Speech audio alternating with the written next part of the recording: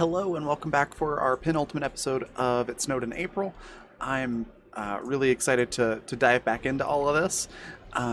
Before we jump in, I'm going to let everybody introduce themselves and their characters, and I need to say a few words about our sponsors, and then we'll dive into everything. So first off, sponsors, they are not pulling up in chat, so I will fix that in a second. But they are Fundamental RPG, which is a simple D20 system. It's not attached to any genre, so you can use it for any type of story or game that you want to play. You can pick up physical copies on Amazon. They look like this. Or if you prefer the digital versions, you can pick those up at coffee.com/Raven, like it says at the bottom of the screen. Also at coffee.com/Raven, you can find another sponsor, which is Intrepid, which is adventuring gear for real life.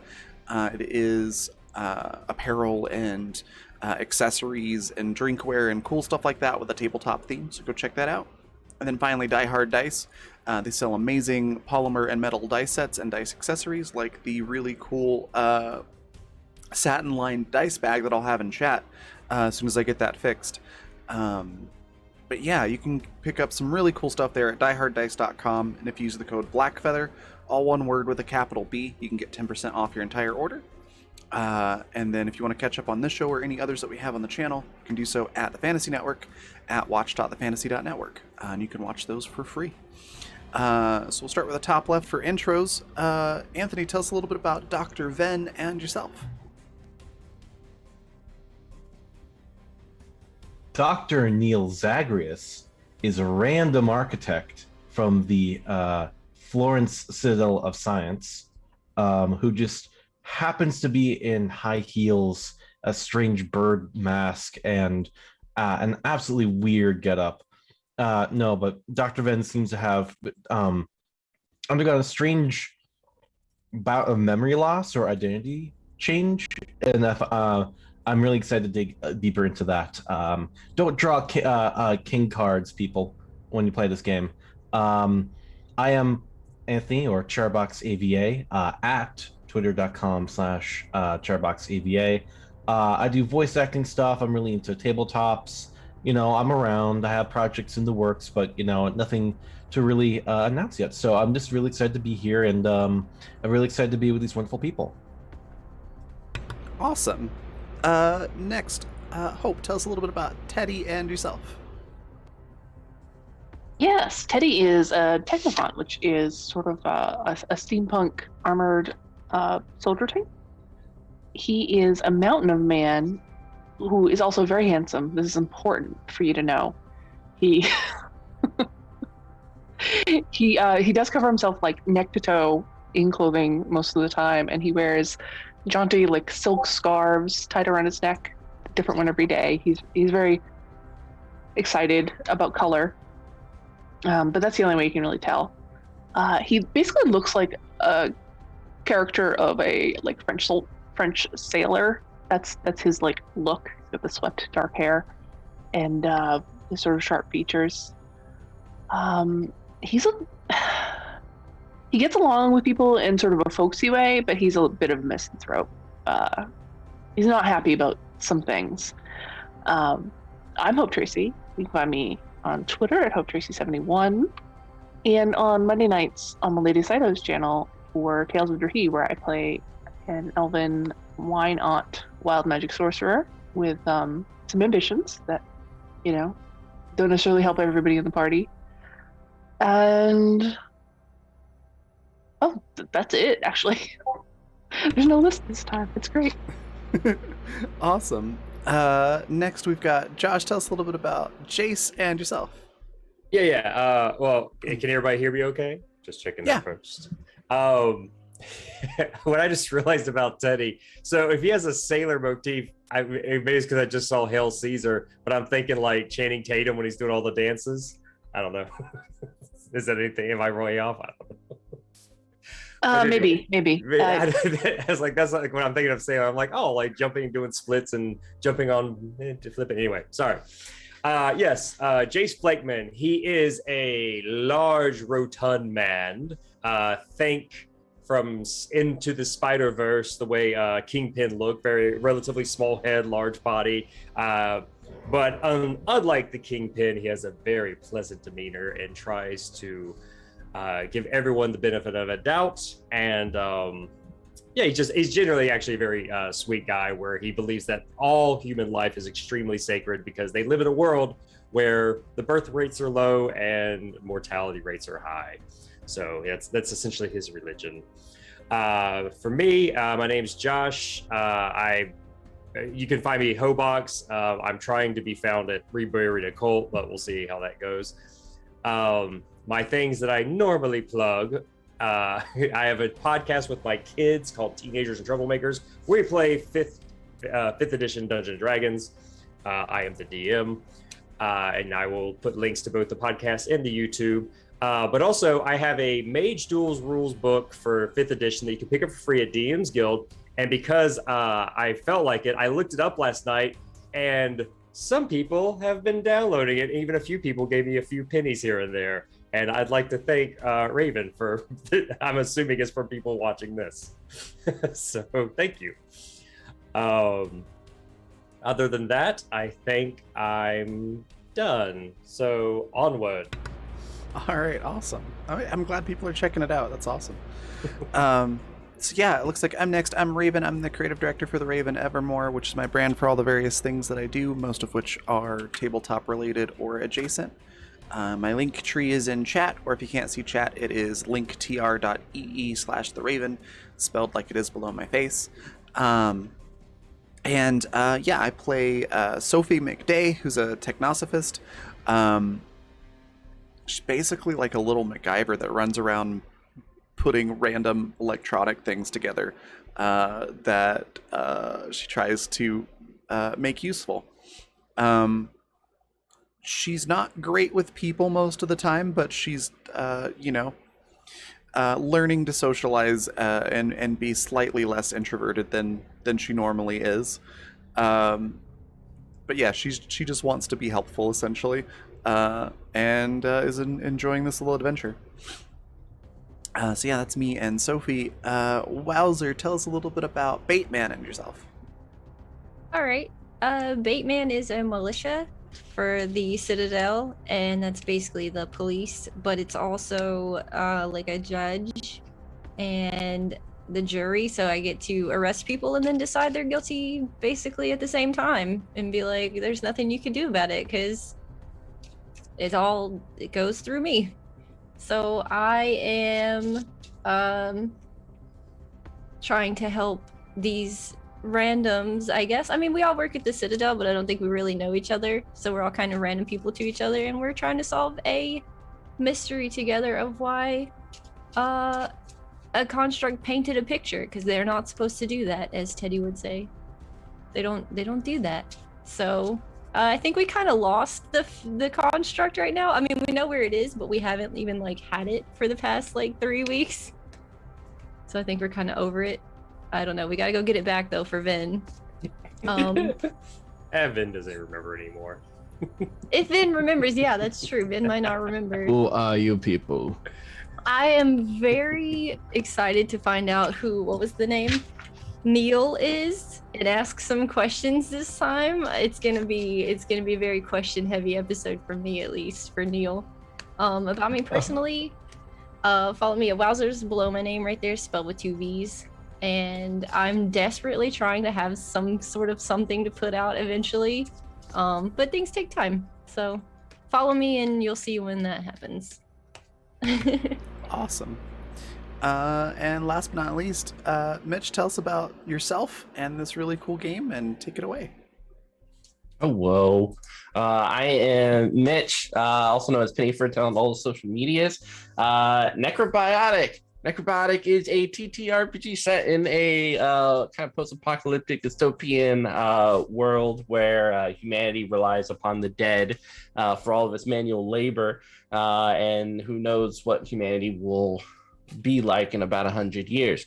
So it's a card-based TTRPG system. We just did our smoke test for the backer kit, so hopefully this week we'll have the green to start sending out all the surveys and open the pre-order store and all that cool stuff. So really excited about that. Yeah, that's gonna be great. Other than that, a TTRPG I'm writing is coming out October 5th, which is Chew, the FDA foodie TTRPG, which is going to be awesome, based on the New York best-selling Image comic book Chew of the same name.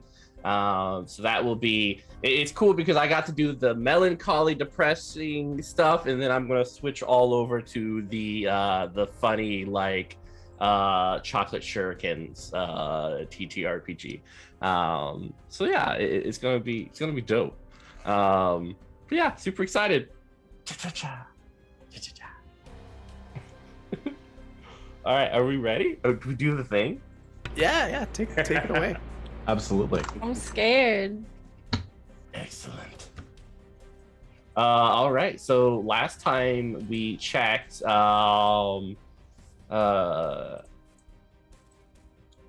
guys had. Go ahead. What were you going to say? Do you want my breakdown of my notes?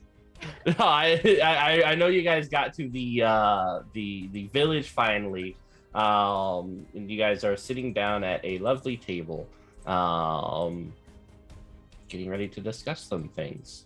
So as you guys kind of look around at this like little village, it's kind of like a little town, not too far off from Florence. A lot of it's overgrown and such, so it's kind of almost been reclaimed by nature, while the people around here are living in the old apartments and little homes and such. There are about like 60 to maybe 100 people in this town. The biggest thing to notice is that the majority are constructs, from the either from the post tanning as well as pre-tanning era, and then there's people as well, just kind of living in harmony with them. So it's kind of very odd and maybe even disturbing at the same time. But yeah, how's everyone doing? Actually, I have a question. What do construct? What's the big difference between a pre-tanning or before, like pre-tanned? Yeah, so they look like actual like zombies, or the pre-tan constructs look like people just with like steampunk parts integrated into their flesh in that boiler strapped to their back, but their skin is still like pristine and lovely moisturized and such. Oh really? Oh okay. Yeah, I was thinking of like so a sickly pallor or something, but no, it is a little bit more pale, but like they look human-esque, just slightly off. they could like, except for the odd extremities, they could pass for human. Just Yeah, and their movements are very like I guess robotic in ways. Uncanny Valley. Okay. Exactly, yeah. And part of the reason why they started tanning the skin was like that was too much for people to look at on a day-to-day basis. Well, then my question is, how's Teddy handling all this? He's pumped. He got like meth injected into him like 10 minutes ago. Yeah, it wasn't that long ago. That's true. Woo! This is your brain on drugs. His emotions are a little dulled right now, but you he's didn't even get to use that adrenaline boost on top of that. It's like, Yeah. But, he's excited. He's alert. He's excited to be here, but he's not making decisions about how he feels about all of this. not yet. Okay. Everything's interesting though. I want to actually ask Sophie, out of character, what Sophie's reaction would have been to airplanes.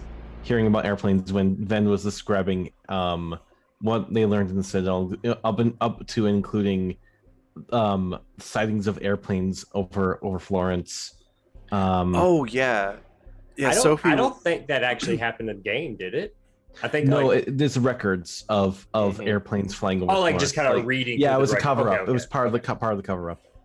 Yeah, and like ever since she's heard that, Sophie's been like on the lookout. Occasionally, like you'll just see her staring in the sky, like just waiting for one to fly over. It's gonna happen one of these days.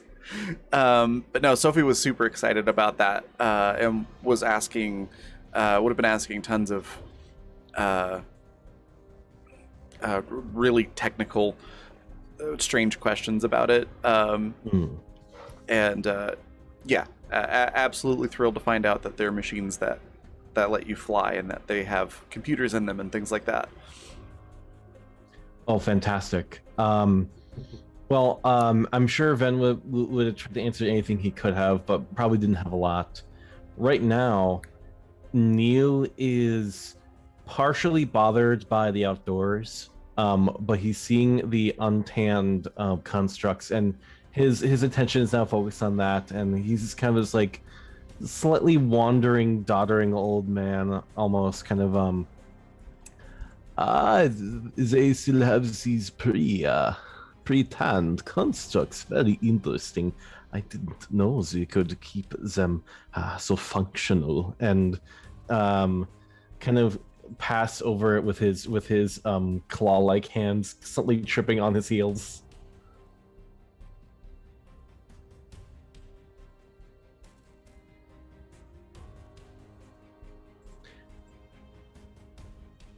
I think we're all concerned. I mean, someone did just try to arrest us, which is very threatening, considering that like how illegal what we're doing is and how connected we all are to the law. Some more than others. So, what are the people that tried to take us hostage doing right now? Oh, they're just kind of returning to their guard posts and such. Yeah. Just like whatever. Nursing their wounds. Yeah. They're like, I just got smacked in the face. That's not cool. But What did they expect? I told you what they expected. They wanted their V for Vendetta, damn it. Yeah. Well, they weren't getting it with the Technophont in the party. It was freaking huge. I know. I'm surprised those horses could pull the cart for 2 days. They're like big Clydesdales. Swole as hell. It really just goes to show you should never underestimate the poop hole. Yeah. Don't underestimate a good poop hole. Yep.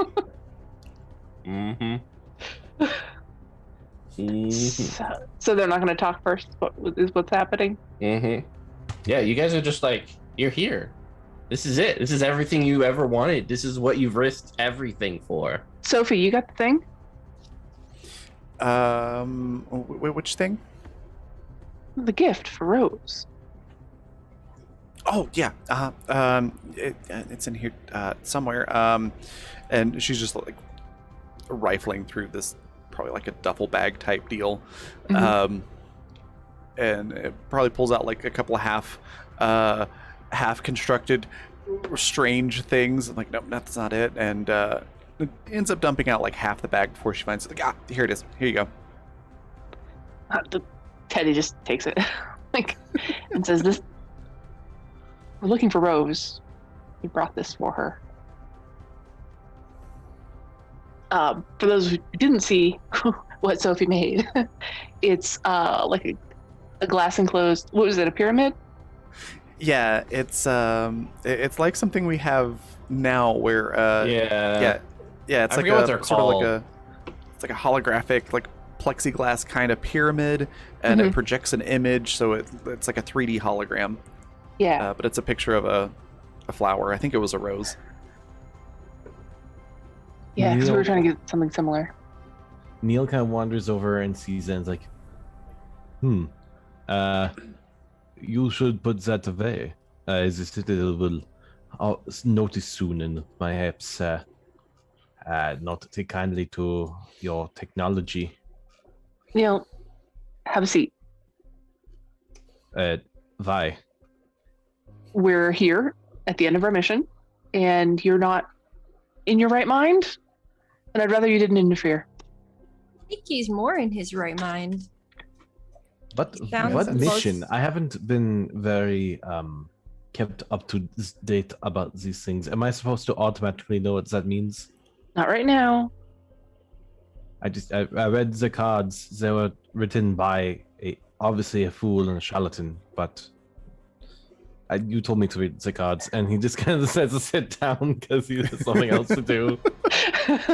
I mean, the expression on Teddy's face was not terribly like, oh yeah, ask me lots of questions about it. It was sit down. I think Sophie moves over, just like, pats Vin on the shoulders, like, hey, I can. Let's step over here. I'll try to fill you in as best I can. Thank you. You're a nice person. And people keep telling me that I don't get it. I don't really people, but I'm glad that people think I'm nice. But yeah. So let's see. How can I summarize this while they're doing the thing? There was a construct that started doing human-like things. It painted a really pretty picture.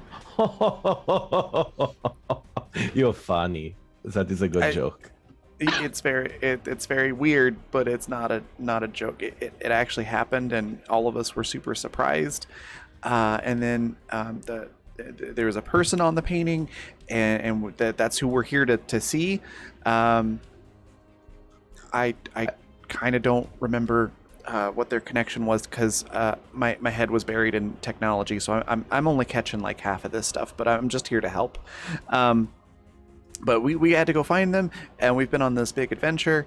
And normally you have like a attention span of a goldfish. That's why all the cards. But then you got I don't know if you hit your head or something, but you act very differently than you were before.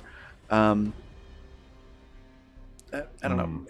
Maybe you did, I think, mention something about a meeting with a high up at the Citadel. Maybe they did something to you. I don't know. But we're out here trying to find. There's like other cities apparently of humans and stuff. I think that's about it. And airplanes are a thing. Airplanes. So I understand why you think all of you are here, and I know why this person who put me in this outfit thought why he is here. Clearly there is some manner of derangement. Everyone seems to be sharing. I will play along, but afterwards, I think it is in our best interests that we find you some, or find all of you some medical attention. Yeah, I'm sure we can all find medical attention once we get into where we're going here. So, yep, let's just plan on that. Yeah. He just kind of shrugs and is just sort of like I have to play along with a bunch of crazy people, but okay, let's go. Sort of like he thinks he's the normal one right now. I kind of love how both Sophie and Neil are like handing the shiny keys to the toddler kind of mentality of like, yeah, you just play with this for a minute and we'll deal with it when we get to where we're going. They're doing that to each other. Yeah. Mitch, is their response to our asking for Rose? Everyone around is just kind of looking at you guys. But like as you guys are kind of talking amongst each other, a construct is approaching from one of the apartments. A single rose blooming from her like left eye. Mm-hmm. Does she look familiar? Does she look like the painting? Yes. Excellent. Yeah, Teddy holds it out on the palm of his hand.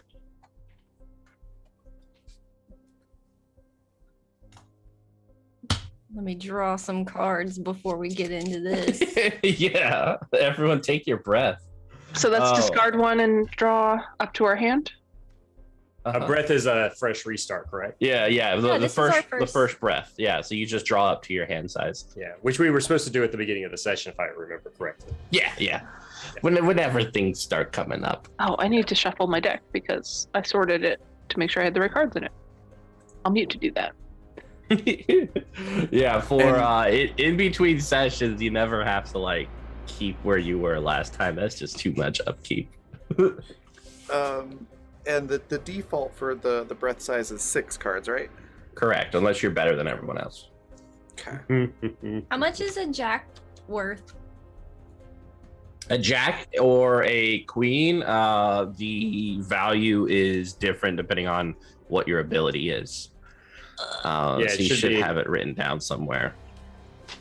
Yeah, a good note or thing to remember is that your jack and queen, the value of it is always inverse to how good the ability is. So if your ability is really good, then usually the value is low. If your ability is like useful sometimes, then the value is high. So I went with the default to the modifier, +1 modifier to the values of heart cards when talking or moving in the slums. Does this count as the slums?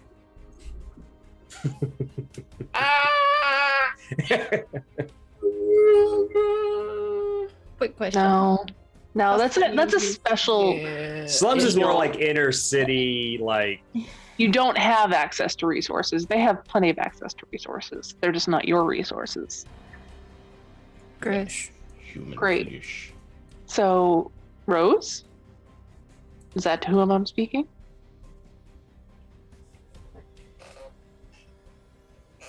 Yes, I am Rose. We're sent here to speak to you about awakenings in constructs. I can see why. We brought you a gift.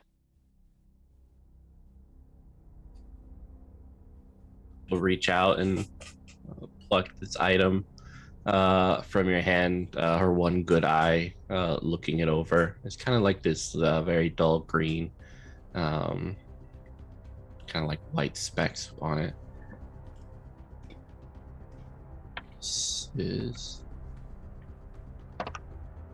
It's lovely. So, our good doctor over here, Teddy gestures to Neil, had a construct who painted your image. We believe you know something about that? Maybe. Teddy's kind of like a little lost, so he's like looking for Officer Bateman to like step in and do the questioning. But he'll continue if she doesn't step up. Yeah, if you look like you're struggling, I'll walk over and He just likes giving gifts. I mean, come on. Help. I just want to be Santa Claus. Yeah. We'd like to talk to you about your organization. And it's have you heard of anything like this happening before? Like constructs painting pictures of, I don't know if you would be a familiar face to it or. No, I've heard it before. Constructs are not so much different than everyone else. It's just in a dark pool of water, or maybe in a well. You can only see the light through very slight focused lenses. So you think they have memories? They do. They all do. Why would more not choose to act on it? Because in order to, you have to climb out of the well. It's very difficult. Is that what you did? Yes, I did. I wanted to still be a part of things. Teddy is terrified, and he's actually backing away from this conversation to like go stare at a wall. He's also coming down from That's what he was a- projected with. that sounds like you're coming down. Yeah. But also, this conversation is terrifying to him. You like cold sweats. You're just like. As soon as she says, of course they do," he's just like, "Oh no." I think Doctor- Go on. at that point, Sophie's just gonna sort of interject and blurt out, like, "Are we seriously not gonna talk about the fact that this construct is talking? Like having full-on conversation?" Dr. Zagreus stands up and kind of like cocks his head. Even as dismissive as he was, he is sort of like walking forward and certainly still Zagreus. He's kind of like holding out his hands like, "You, Liebchen, you are beautiful. Inside and out. Your mechanicals are amazing. Tell me more of this well." There's not much to say. It's nothing. It's nothing. It's like depression, the inability to feel like you can interact with your life in any meaningful way, and maybe even more so from that. But you still want to? Still want to interact? Yeah, you're like aware and present Yes. and like picking up information. The dead aren't gone. They're still present.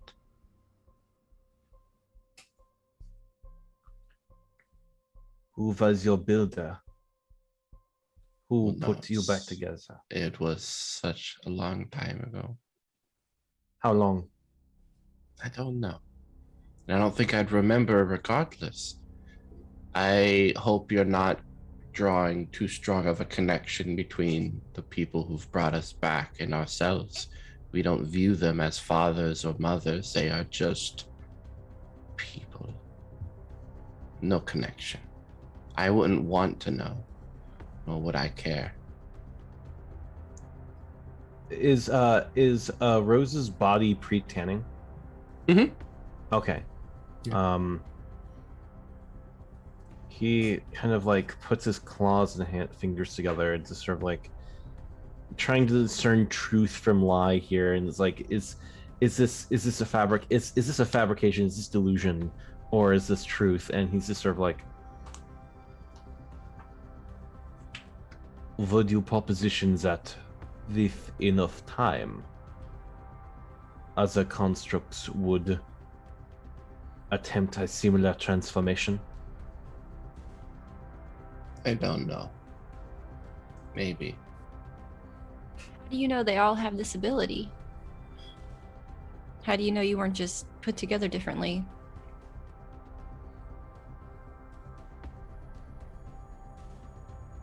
I have faith.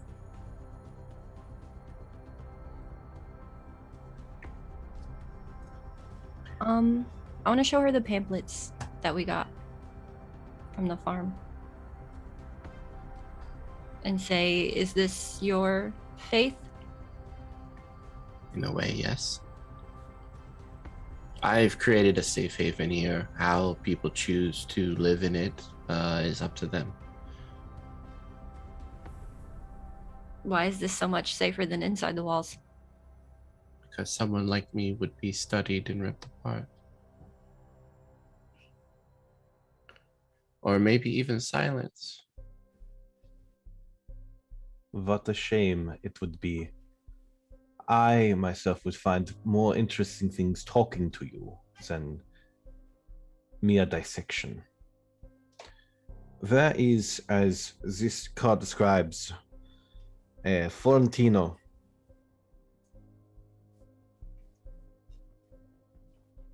Florentino? What do you mean? That was a construct that started this as these people have mentioned, Francesco Fontino. Where is it? I was informed by these cards that it was kept against our best wishes. It's currently undergoing treatment. Is It it should be awakening? done. That's our hope, but it's not always successful. So you have a process to, I guess, pull. We have theories concerning a process. It's a lot of speculative science. What do you think the benefit of waking up all of these constructs is?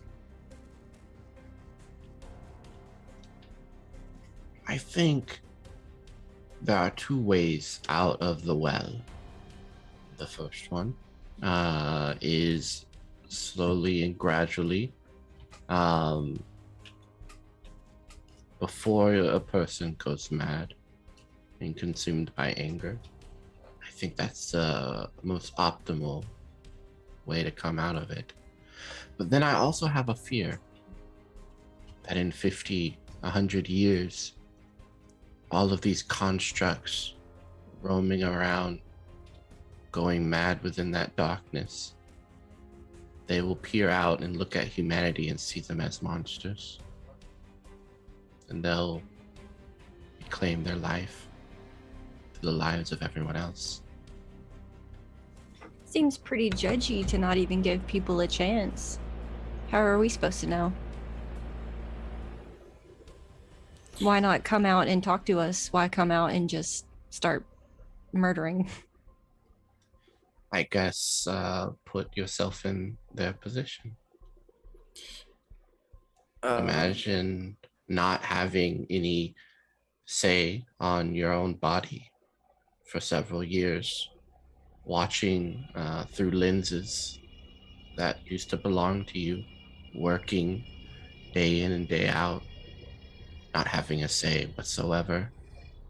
As a woman, I can imagine not having a lot of control over my own body, yes. Zagreus speaks up. There you go. Is it somewhat similar to the feeling of sleep paralysis, where you Yes. are awake but frozen, and creatures that you're unable to recognize operate forever in your eyesight and unable to take control?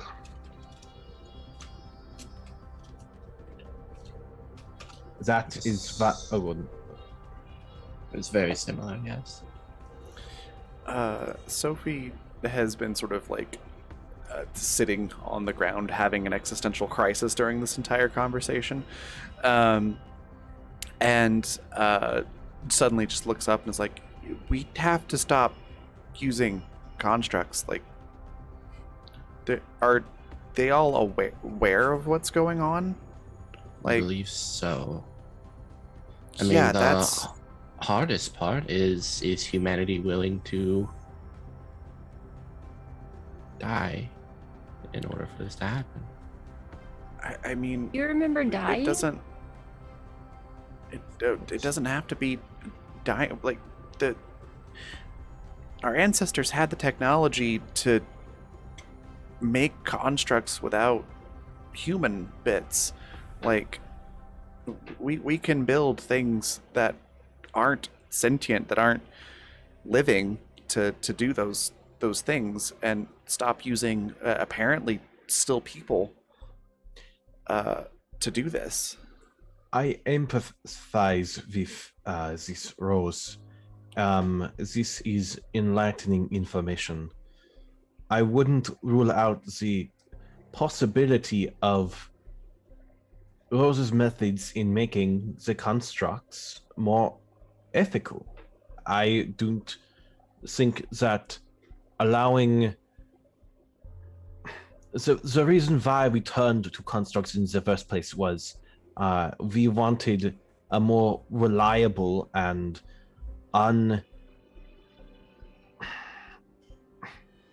a less polluting method of technology and capability. But if constructs are truly alive, it is immortality. We just need to coax the consciousness back, and that is better, in my opinion, than allowing the human race to die, and perhaps even better than resulting in the old ways that destroyed the world. It's a middle path, certainly not a extreme, to awaken these people and allow them to have a say in their own autonomy.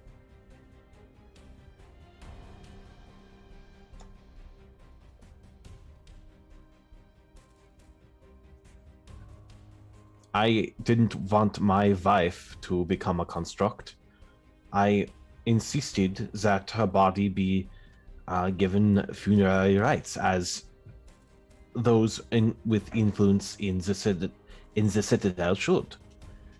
I disagreed with the manner we treat the constructs, and perhaps that is I'm not very well known as a community anymore, but it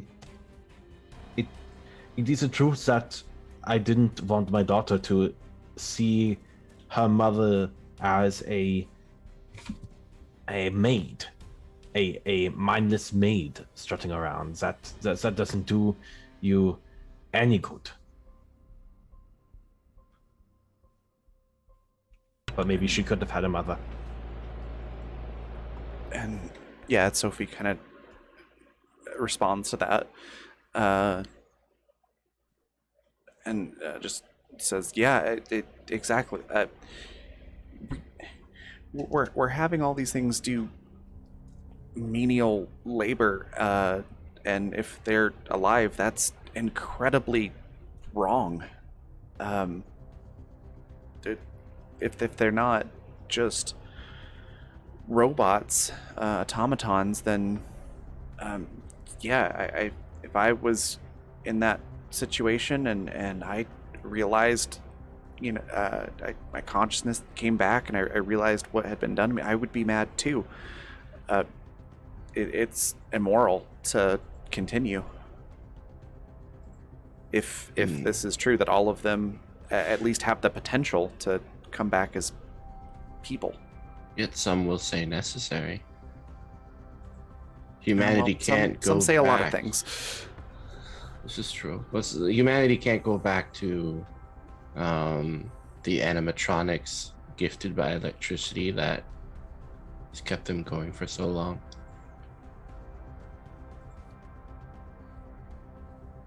Why haven't... It's bothering me that... Why haven't you tried to say anything? I know you think that it's dangerous, but shouldn't you at least try? Like, you're the only one that can do anything right now. You're the only one that can make people see that this is a real thing and not just some, like, crackpot theory. I think I remember what it was like before people started dying in higher degrees and the birth rate dropped.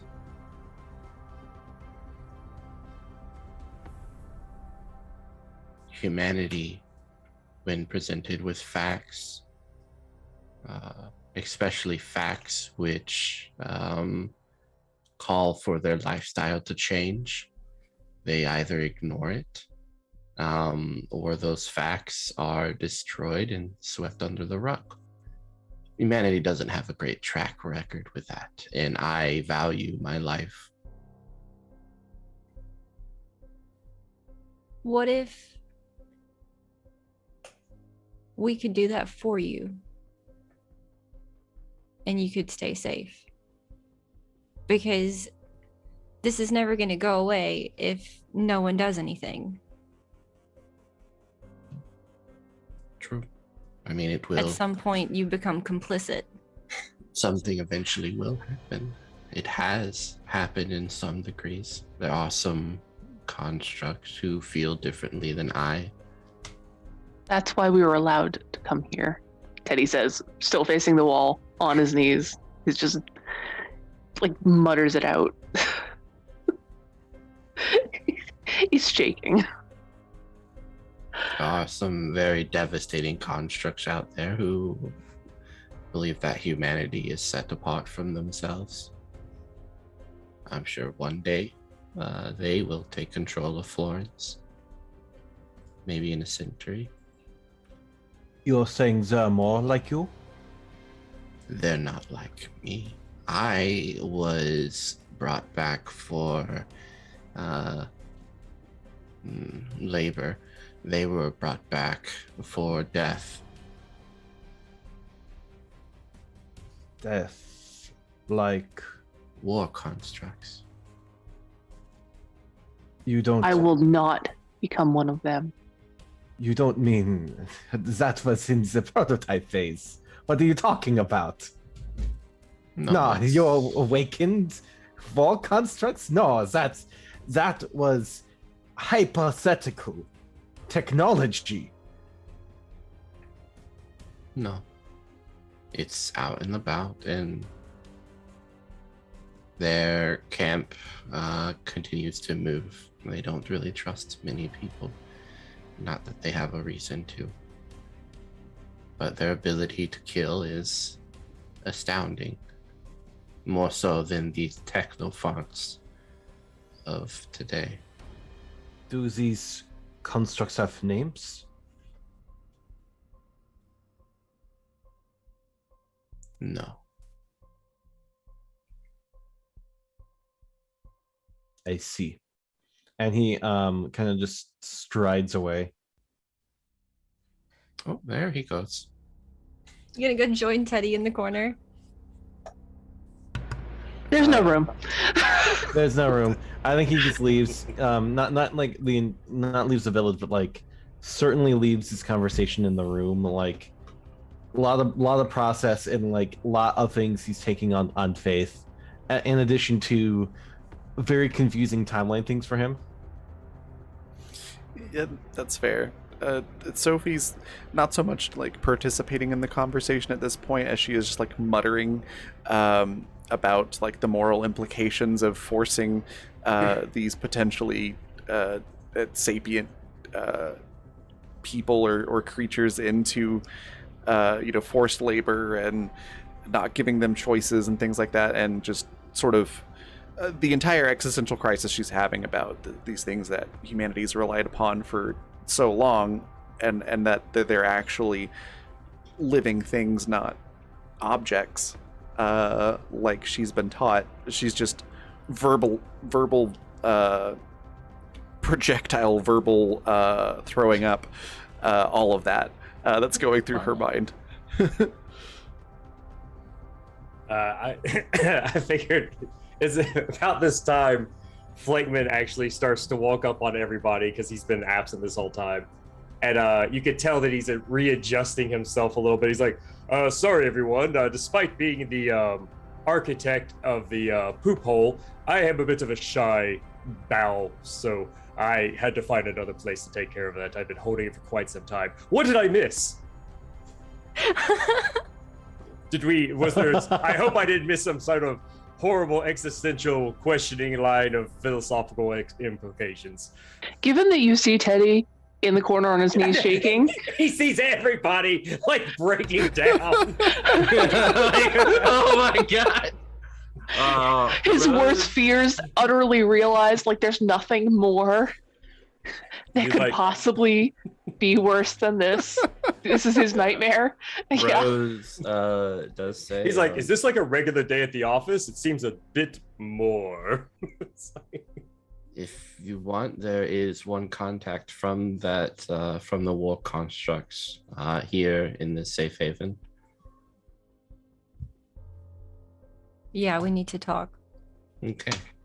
My only warning. Don't gasp. Don't look afraid or disgusted.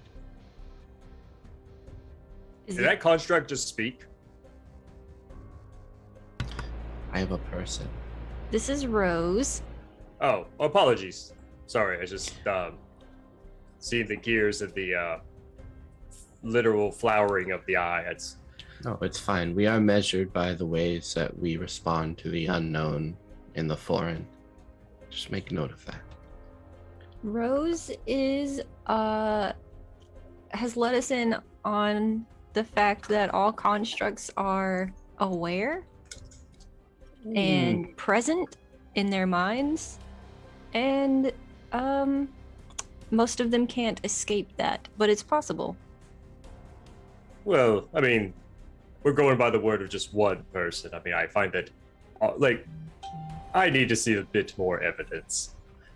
I think that's what she's about to show us. Okay, good. Yes, I mean, of course, I'm very curious. I just a blanket statement like that I always find a bit preposterous, but life finds a way and all that.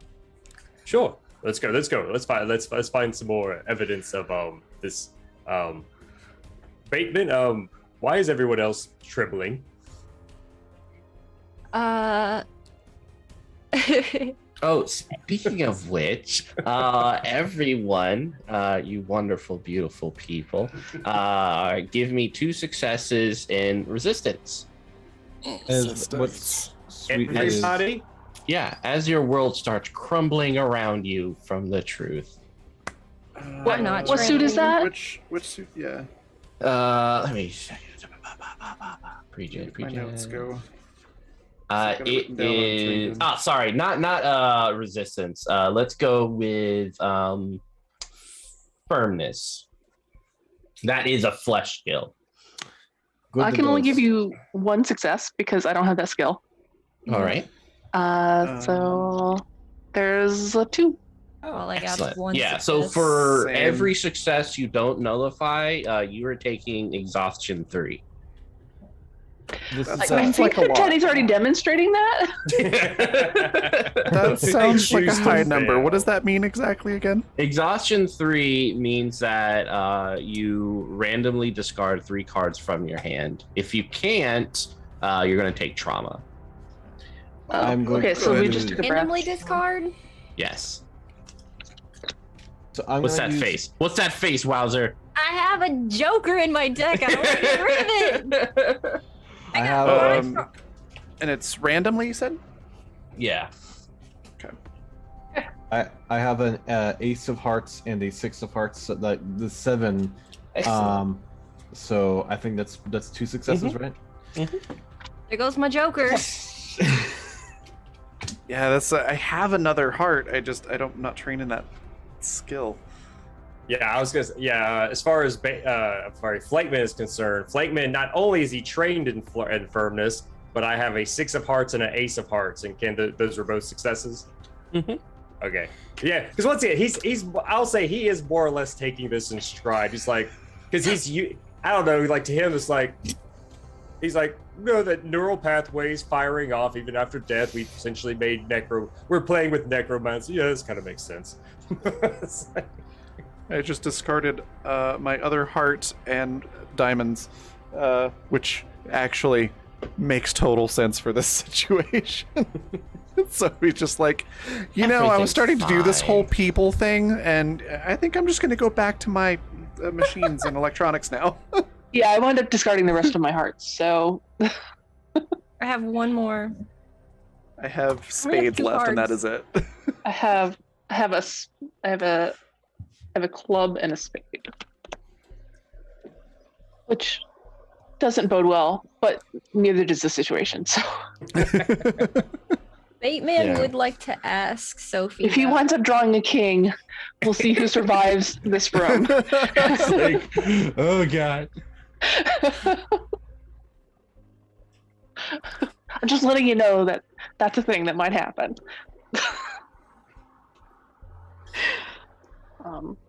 Yeah, no, Heard he's still in a nightmare state. He's gonna remain there for a while. So, yeah. Yeah. I heard Yeah, my she's name like- somewhere in all He's of that. hearing everything as if only the voices are penetrating. So it's a fog with just like it's almost too sharp. Every human based voice that's happening in the room is hitting his ears all at once. I will say everyone who looks like they're having it the worst, which I guess right now is specifically Sophie and Teddy.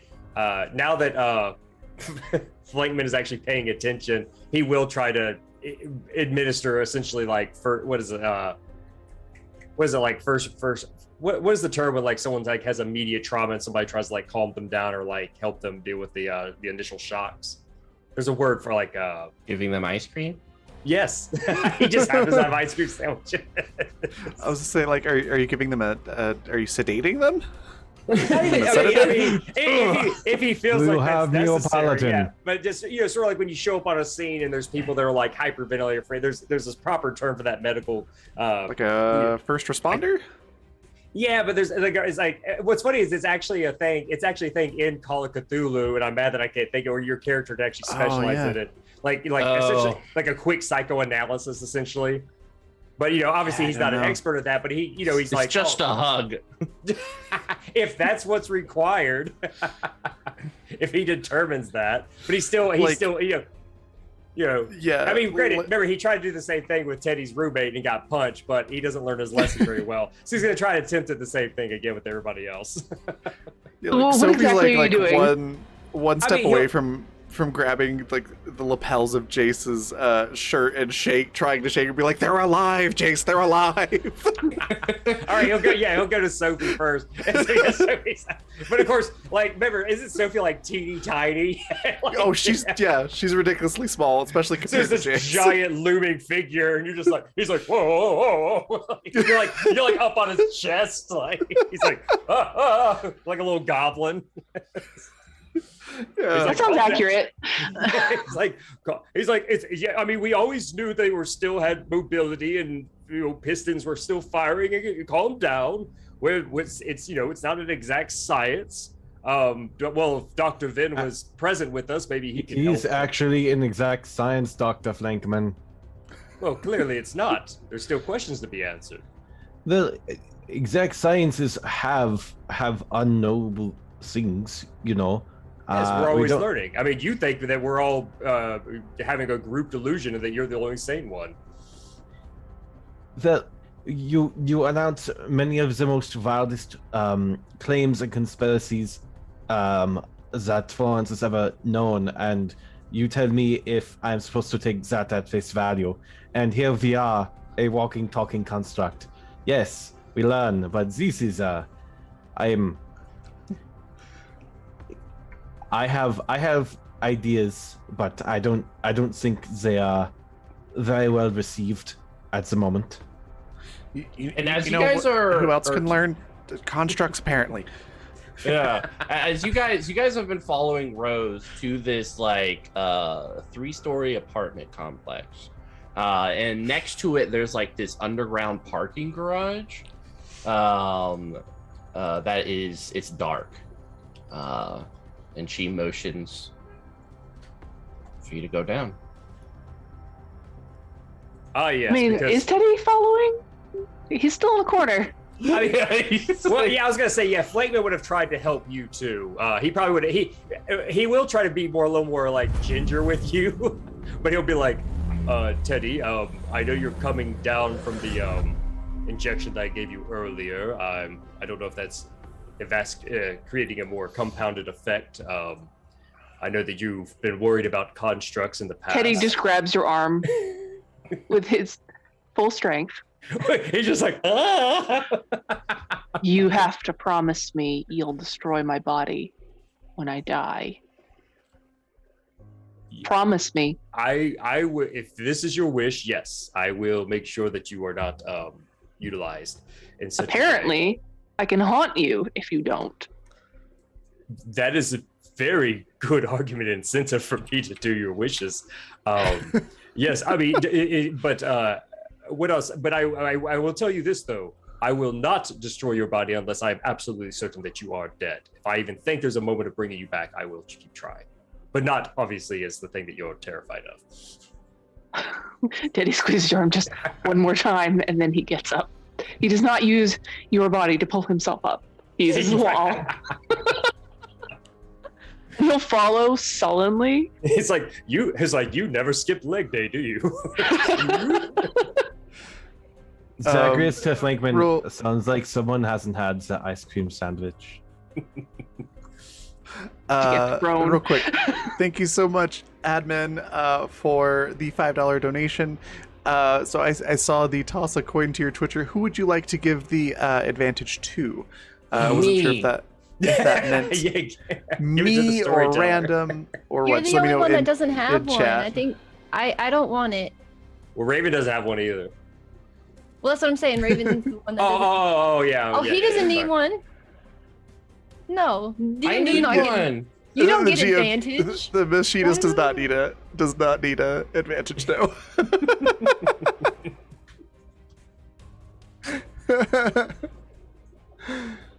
Okay. All right. So it looks like Mitch is getting the advantage. Yeah. Yes. Also, yes, I definitely appreciate the direct donations because subs we get like 50% of, and Yeah. Amazon takes the other half. So direct donations are always fantastic. But they need it. Amazon is struggling. Th- For I mean, space stuff. We need more dick spaceships. More Not even importantly. space. It's just like technically space. We need Yeah. to get the kryptonite so that we can finally get rid of Superman, as Lex Luthor demands. Or the pink was- kryptonite. So I was gonna say It'd no. just be we incredibly need the offensive. we need the Superman to get rid of the Lex Luthor here. Hey, Lex Luthor 2024. yeah, I mean, to be fair, I feel like America has Homelander, and then we have Lex Luthor, and there's really no one else. That's just Well, who we have. I mean, there's- isn't there a version of DC Universe where Superman is a giant prick? So like, Yeah. and Lex Luthor is actually fighting on behalf of human beings, like, and not in a villain way. Oh, that's Justice League, isn't it? Yeah, or Yeah. not Justice League. Yeah. Oh, Injustice. Gods Injustice. Among Us. Thank you. Yeah. I was just gonna say. I mean, Elon Musk looks a lot like Malcolm Merlin. I'm just saying. So there is that too. The worst timeline. It's true. The darkest timeline. Anyways, thank you very much, Admin, for the donation. I appreciate it. And we've been completely sidetracked by the donation. Yeah, Blankman's still rubbing his arm though. Yeah. Oh no. Yeah. I mean, you're like, it's like once again, he's a rotund eye. So first, his arm was basically like a giant. Despite your name being Teddy, he's the big teddy bear. So it was just a big, like like a foam noodle at the pool. Yeah. It's just whoop. If anybody can crawl out of that well real fast, it'll be Teddy. Even if it's just to get revenge on Flankman. Even if somebody else brings you back, it's on Flankman now. Where were you? Why am I here? That's my job. Oh, that's great.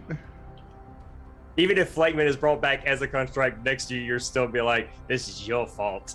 You failed me. Yeah. That promise is the only thing that has Teddy on his feet right now. Yeah. So yeah, you're looking at the. It's kind of like this circular underground parking garage. Like you're at the entrance with like this old sign, saying like $5 to park and such, like grown over and rusty. It's dark down there. And Rose motions for you. I don't go down there, but you'll get a nice peek into. You'll get a nice peek. Why don't you go down there? Yes, that sounds a bit like a trap.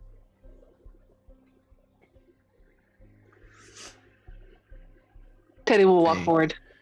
I disagree with them, and I'd rather not converse with them today. How about you lead us to them just so we, just as a sign of good faith, and you don't have to say anything. As soon as we get there, you can leave. He's already down the hallway. It's like, last time we went down a hole, we got attacked. Yep. I've learned not to go down enclosed spaces before I know what's going on. I don't want to get knocked out.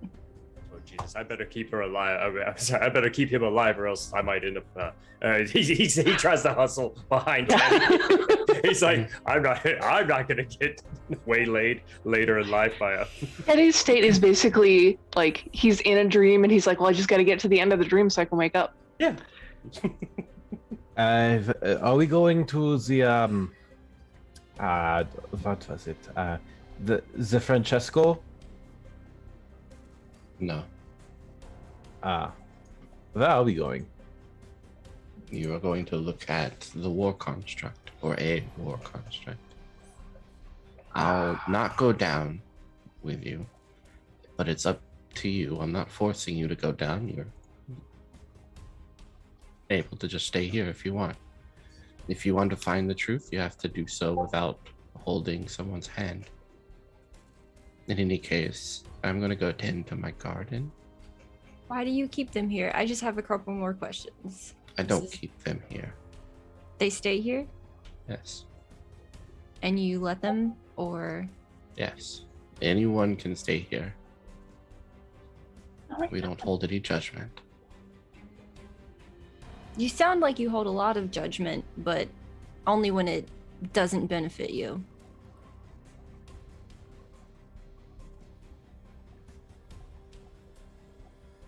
If you want constructs to rise up against people and start murdering, I don't. That's just what will happen. well then we can help you. Let us help you. Feel free.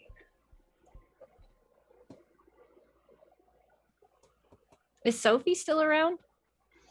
Oh yeah, yeah, she's still here, Or did still you having her follow Teddy? crisis. I think only Teddy and Flankman have headed down. Yeah. They're not even within hearing I distance think- anymore. I think Sophie's sort of doing that like I gotta pee dance of like do I go, do I stay, do I go, do I stay? She's in conflict. Mm-hmm. Sophie, do you have a way that we can document this that people can see more than just words? People should Oh. see this. Yeah. We did make Hold a on. spy cam. Yeah, Yeah. we have your camera. Oh, you walked away.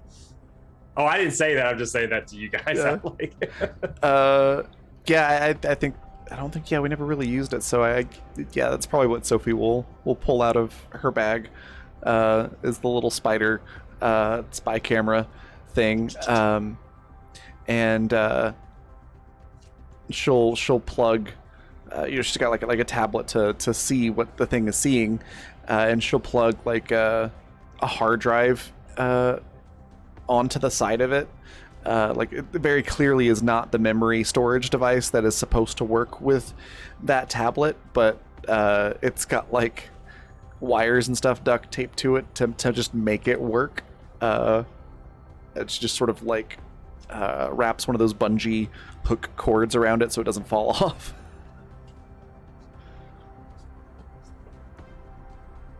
Nice. Well, I'm gonna let you hold on to that because I don't know how to use it. But hold on, I dropped Yeah, something. yeah. Sounds good. And then she'll just have the thing walk in front of her and Bateman. Rose, we're gonna be using this while we're here. Hopefully, there's no problems with that. Hopefully. We can help you, but we can't help you if no one knows. She'll like pat you on the head. It touched me. No. does anybody have any hand sanitizer? Just I just kind of, I mean, we're probably very dirty already anyway, so it's not like too big of a deal. We probably You smell went through pretty a poop bad. hole. you did. Yeah. I was gonna say you did go through a poop hole. We went through the poop hole. We were on a Oh, yeah. train for like 2 days. It's not the grossest thing, but I don't know. Bateman's just gonna kind of like try and stand up as straight as she can when this happens and just be like, okay, I'm glad we get it. Okay, thank you. And then like walk away really quick. Come on, Sophie. brush off your What shoulder. happened? Sorry, my boys were going to continue crying every time I talked until I gave them some food. Mm. What was gross? What happened? Rose touched me. It patted her on the head. Rose patted her. You're responsible for a whole lot of constructs being made. I wouldn't be too righteous about it. But I mean, you know, Shots fired. Holy heck! I'm just I'm trying to keep everybody safe. Just don't touch. No touchy. No touchy. Zachary, real quick, Flankman, as we descend this thing, I want to do you have any idea what the suit you're wearing is called? When you mentioned way back a couple episodes ago that you were in a giant suit.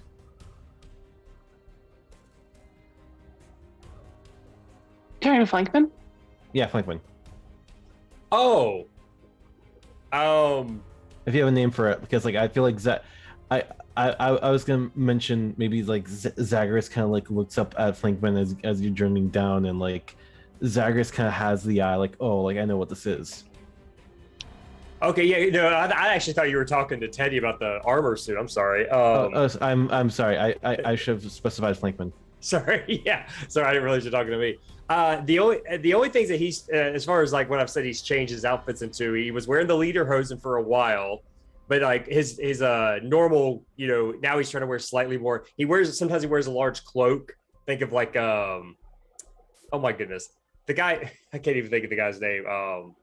But that, you know, sort of a cloak because he's a large guy, just sort of cover most of his body. I mean, at one time we made a joke that he wore a giant mechanical suit where he's actually a tiny little guy, but that was a joke. I don't know. Oh, okay. Because I thought there was a scene where you're getting out of that. Okay, I'm so sorry. Yeah, that was just a one-time joke. My god, I'm so dumb. Okay, yeah, and then what was it? Wowzer said that he's actually a tiny little skinny guy. It's like, and then, yeah. So I was like, oh my! I Oh, it opens up and like a bunch of steam comes out. He's like, I hope no one finds out my secret. Sorry. I've been operating this entire time thinking that was actually the case. Which, granted, would be awesome if that was the case, but yeah, that was just a one-off joke. Oh my god. I've been thinking about like, ooh, maybe Zagreus can like show off some of his architect skills and reveal you're in the suit. Or you go up and you like puncture with a needle. It just deflates. Oh, it's just I have revealed your secret. It is my great pleasure to make you suffer. No, I'm sorry. No, it's great. Yeah. I'm glad you remember that joke because I thought it was a good line of funniness. You see, Zagreus is clearly pensive about something as you guys make your way down, and just sort of like shakes his head like, I don't know how many years it has been being held hostage by this freak who puts me in the get-up and the heels. But clearly it has been long enough that the Citadel has achieved some manner of invention with these war constructs. In my time, there was... And he kind of shakes his head and looks back into like kind of the well. There was a project. It was it was far from its first prototype phase, but it was called Ubernaut. And Ubernaut was meant to be, kind of looks at Teddy, a manner of riot control construct.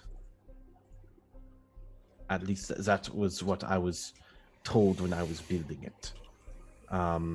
He kind of looks into the well and kind of, is it the well or is it like what where are we going down exactly? It's like a parking garage sort of thing, right? Like Yeah, we're a going down. circular parking garage. It goes down to it. It's like hold on to his thought until they reach the bottom, but kind of just like leave that hanging in the air, kind of like curious and trepidatious.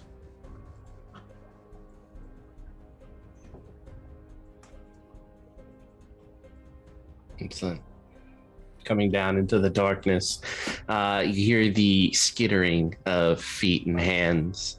And there's like that little light from kind of coming down from the entrance a little bit. But I guess the little robot would see it first, right? Does it have night vision? Yeah. Yeah, pretty sure we put that on there. Yeah, you see through the robot a 10-meter tall almost centipede-like creature. A lot of torsos sewn into each other with hands and feet. This almost bulbous like figure with bones jutting out of it like jagged thorns and claws. The human face centipede on steroids. Yeah, basically the face is several faces sewn together with jaws kind of sewn shut. It has no eyes, that has also been sewn shut, and it's just kind of gazing down at you. No one else can see it because it's pitch black, so you can kind of like feel something nearby watching you. I was gonna say, like, between Teddy and Flakeman, I think one of us would have had a light that source with this, wouldn't we? Yeah, do I have like a flashlight? Yeah, you can get a torch. Yeah. Lighting Teddy it will- up. Teddy will hold it. Yeah, we wouldn't have gone down just blindly into the dark. We Yeah. So yeah, you. That's not how dreams work. You always have a light. Oh, yeah. What's the Yeah. point of the horror if you can't see it? Sophie's probably like slapping the arm of whoever's closest to her and holding the little thing up, being like, "Good look," you know, very like Scooby-Doo cartoon, like sort of the stutter of, you know, look at the thing. Hey, real quick question, just before Ghost. before Goes. Oh, before he said, would Flankman know anything about these things at all? Was he even aware of these things' existence? So this is a weird thing. This is not commonplace. This is not. This is like. This was a secret project. That's what Rose was saying. Yeah, I want to make sure, like, yeah, because Flankman once again concentrated on human life, so this would have been way out of his. Yeah, and I guess one of the weirdest things about it is it looks like it was made specifically To be mobile and deadly.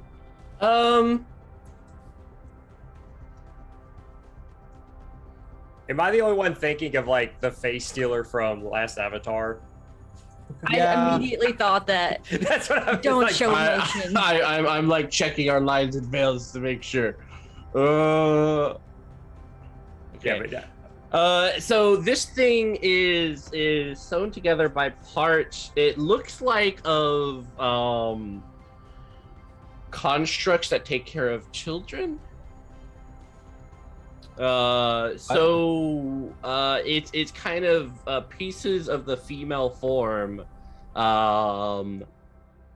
sewn together in various ways all around, and so these kind of naked torsos put together over and over again with not only like these clawed mandibles but also these very like small hands. So suffice to say, a lot of hangy bits, a lot of dangly bits. A lot of dangly bits. Yeah, sagging and cut, and this thing's horrific to yeah, look upon at. witnessing this, Flakeman will because I would say Flakeman and Teddy are about the same height. He kind of leans close and goes, you promised not to let me be turned into something like that. As long as I'm alive. Zagreus looks at this. This is clearly not the Ubernaut, correct? Correct. This is Something worse. Is it older? Is it like pre-tanning, or is it modern? is post tanning. All of the flesh is tanned. And he kind of just there's this shaking of his head, and it's like, and this is what they seek to do with construct technology. This is barbaric, and like kind of like, go on. No, go ahead. Finish your thought. Because it's just like clearly more outraged and disgusted. Probably has seen a lot of bad things regarding the construct program, but this is just sort of like the next level. And like he looks and like, who made you? So everyone give me a firmness test. It'll be the same like before, and this is to see if you have any external reaction to seeing this thing. Oh no, where'd it go? It's a heart? I'm throwing away 3 cards. Yeah, it's flesh. All right. Yeah. Can I draw a card? No. Oh, you can always draw a card. You have to discard a card first and then draw from the top and play that. Okay, can I draw 2 cards because I have an advantage? Mm-hmm. Okay. So I'll discard that one. I think. Wait. Steam is. Oh, I have notes here. No, I want to make sure I'm knowing which card I'm keeping. So you can discard a card and then draw a card. Just You're not drawing. normally? You're playing it. Yeah. So whenever you're in whenever you're trying to do a play and you don't have the cards you want, you can always discard 1 card and you're playing the top card from your deck. So you're potentially getting rid of one of your cards and potentially another card if it's not usable. fantastic. Discarded the 4 of spades. Drew the 8 of spades. So there's an 8. 8 of spades. I don't have a skill, so I can't spend 2 cards, right? Correct. Okay, so I'll just put a card down that doesn't help me at all. I think I'm taking a trauma. Yeah, if so, this is you need 2 successes to nullify it, and every success you don't get, it's 3 exhaustion on flesh. If you So it's 2 trauma? It depends. How many cards do you have in your hand? 2. Oh, then yeah, it's 2 trauma. So yeah. Can I keep the 2 cards? No. Oh, okay. I have no cards. And 2 flesh trauma. Mm-hmm. And we can take 5, right? 4, and then you're dead. Okay. Or KO'd. Okay. And from now on, because you have your second trauma in, you're taking -1 success in all flesh-related activities. Okay. So you'll need an extra success to do anything. Okay. Yeah, I will say. Well, I can't do anything because I have no cards to discard to draw from my deck. So I think Teddy collapses again. Zagreus is still waiting to see if this creature answers. But I don't think it's in horror. I think it's in despair. Yeah, no, that's fair. I think given his background, it's despair and not horror. Yeah, this face kind of comes down into the light. The face is about the size of Flankman in total. He says as he collapses, what is the word? He turns to Flankman as he's like sinking back down to his knees, and he's like, "You all have no compassion, do you?" And then he's silent. Yeah, I will say, even though Flankman does have a Joker available to him, I'm gonna choose to just let him fail completely. Because he's like, well, yeah, he's not used to things like this. Because once again, he doesn't actually deal with constructs directly. Yeah, he didn't know they were building things like this. He's supremely ignorant about things he's not an expert in, and so he just kind of like, if I say if Teddy's dropped next to him, he's kind of got his hand on Teddy's shoulder, And this might be the only time where it feels like Flakeman might actually have a semi-strong grip. It's like just a little bit. But even he's just kind of absorbing it, horrified by it. And you said that's 2 exhaustion, so that means I lose 2 cards automatically.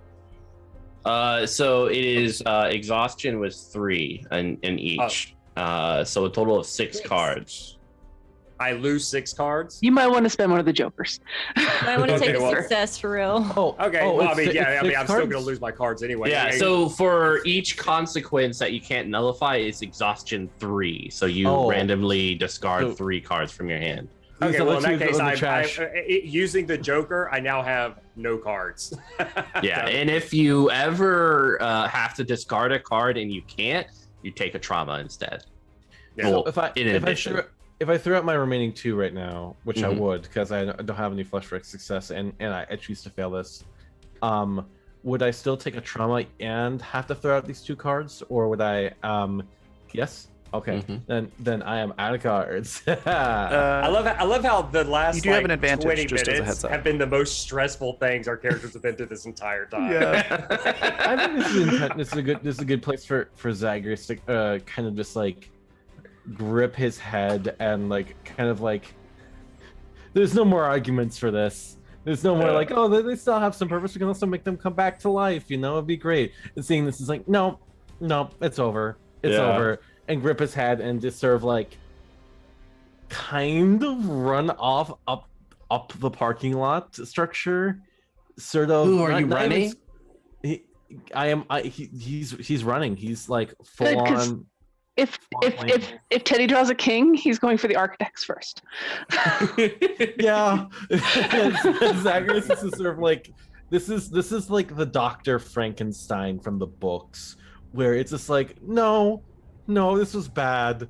I had an idea of what this could look like, and this is completely antithetical to my entire way of life and aspiration structure. So I can only run and maybe scream if I feel like it. No, that's You finally got the hang of those of your heels. Clack clack clack clack clack clack clack. Echoing throughout the chamber. It's amazing how your balance improves when you're running. I know, right?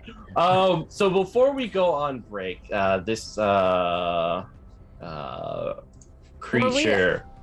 Were we all supposed to pass something just then? Did I miss something? No, it was that one that 2 successes necessary. I think you were in the restroom. Yeah. So 2 successes to resist freaking out seeing this thing. And what- 2 successes. What suit? That is firmness for flesh. Another firmness, another flesh. Firm. Okay. Uh, Then yeah, I'm at 2 trauma on the flesh then. Okay. I have 1 success And I out of wanna cards. use- I want to use. Oh yeah, my... we're all wiped. We're all just floored by this. Yeah. Go ahead. This is all this flooring. What? Okay, so if my jack is the one that counts for like the slum thing, how much is it worth? Let me see. Because this could be make or break for me. Because I have enough for 1 success, like just straight up, and then I'll use my advantage. If this is worth enough. Yeah, I think. I think yours is worth a 6. Yeah, that's what my jack's worth. Uh-huh. 2 successes. Woo! Look at you, able to stand your ground in I have front 1 of this. card. Freaking Batman over here. Yeah. I am the knight. Well, she's an old woman. She's seen a lot. No, it's this is really- different. This is new. It's 10. He said 10 meters, so we're like walking up to this thing like. Yeah. It's like face is coming down, and his face is the size of Flankman. Just kind of all these faces sewn together. Yeah. I guess to justify not freaking out, it's like the more weird, like scary, terrible things I see, the more determined I am to make it stop. And it's just like all these people are doing nothing. And they've been sitting on this information, so obviously we have to do it because nobody else is. So I'm just like, I think that's where Sophie's at too. Like she just sort of collapses on the ground and is just like this has to stop. That's sort of where she is. She's just not, handling that realization as well. This has to stop. And like with claws moving forward, it carves a message into the cement, kind of like scratching it like butter, making that little and it leaves a message saying, I made myself. And that's where we'll go on break. Oh, good. I love it. I love it. Zagreus to run. I'm handling this a lot better than Teddy is. Just saying, I created myself. I'm out of there. No, I'm gone. Yep. Oh, goodness. I thought I was going to ask if it wanted us to hire it to kill a shark. Oh, Shark. oh. He's like, There's a shark Whoopee. out there. We'll be right it has back. eyes like a doll's eyes. Go hydrate, grab some snacks, all that good stuff. We'll be back in 15 minutes.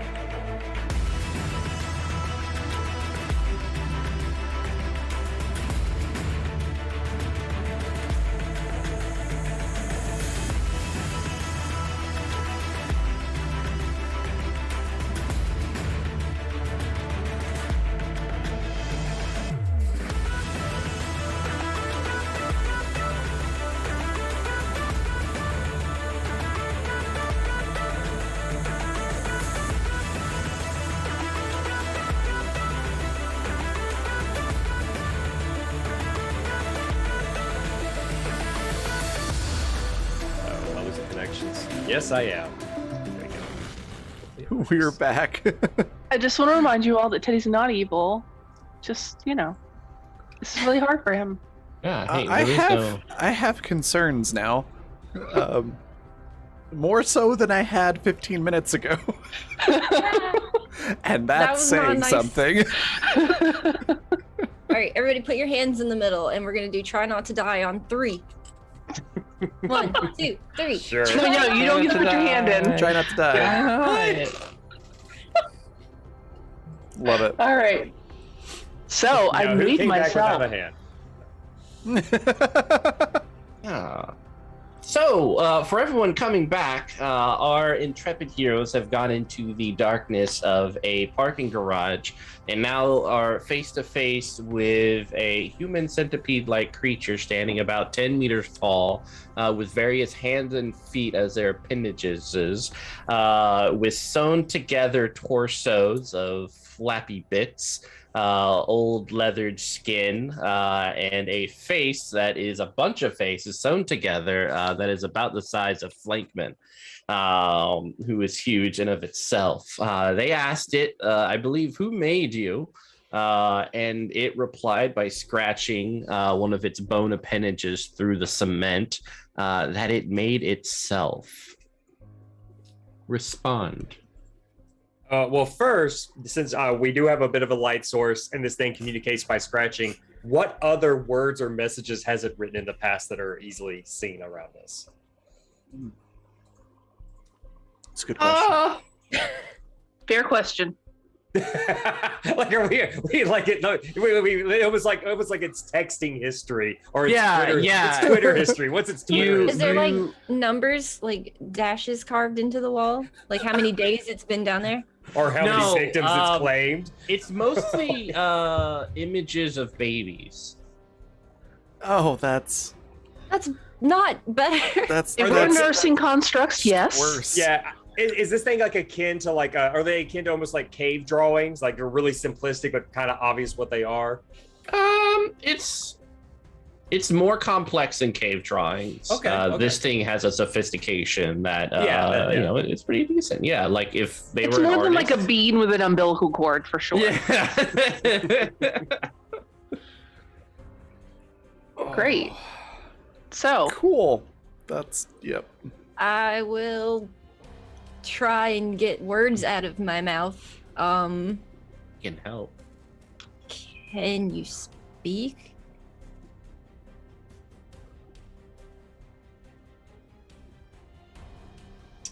It moves its face closer to you.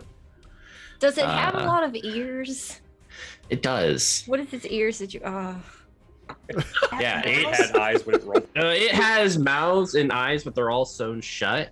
But since you've asked, one of its clawed hands will reach forward and like cut some of the mouths, so the stitching falls apart, and you see like some of its lips just go.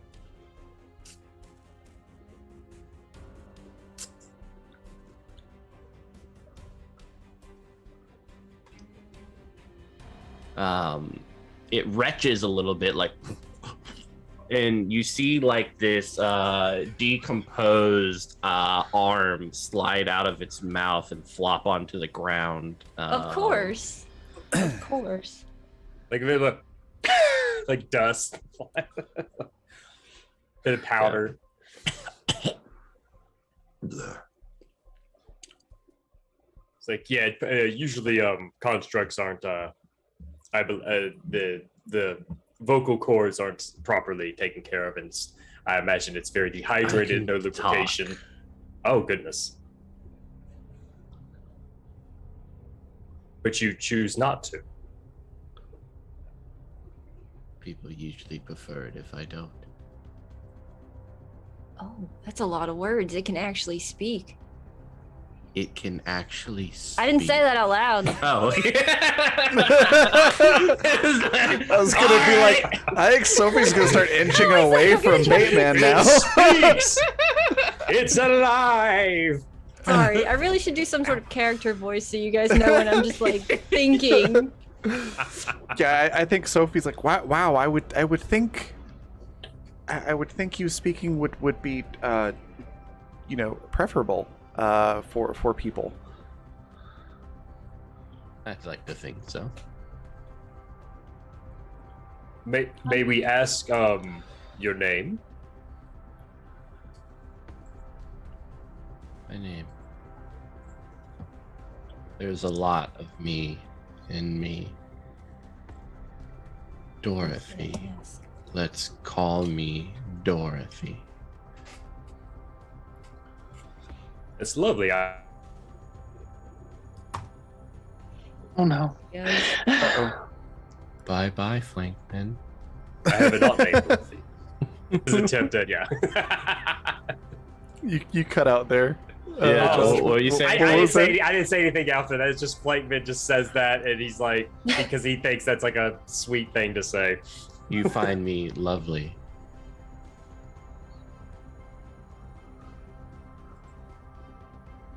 Oh, the other part I could, he basically said I have an aunt named Dorothy. I find that lovely.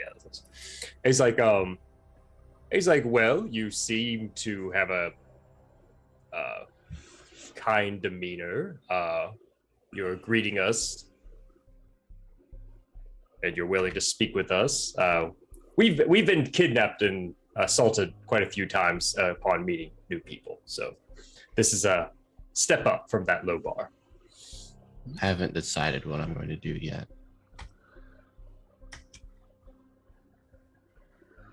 And then Flakeman just kind of tries to slyly like eyeball and make sure everyone else is still in the room with them.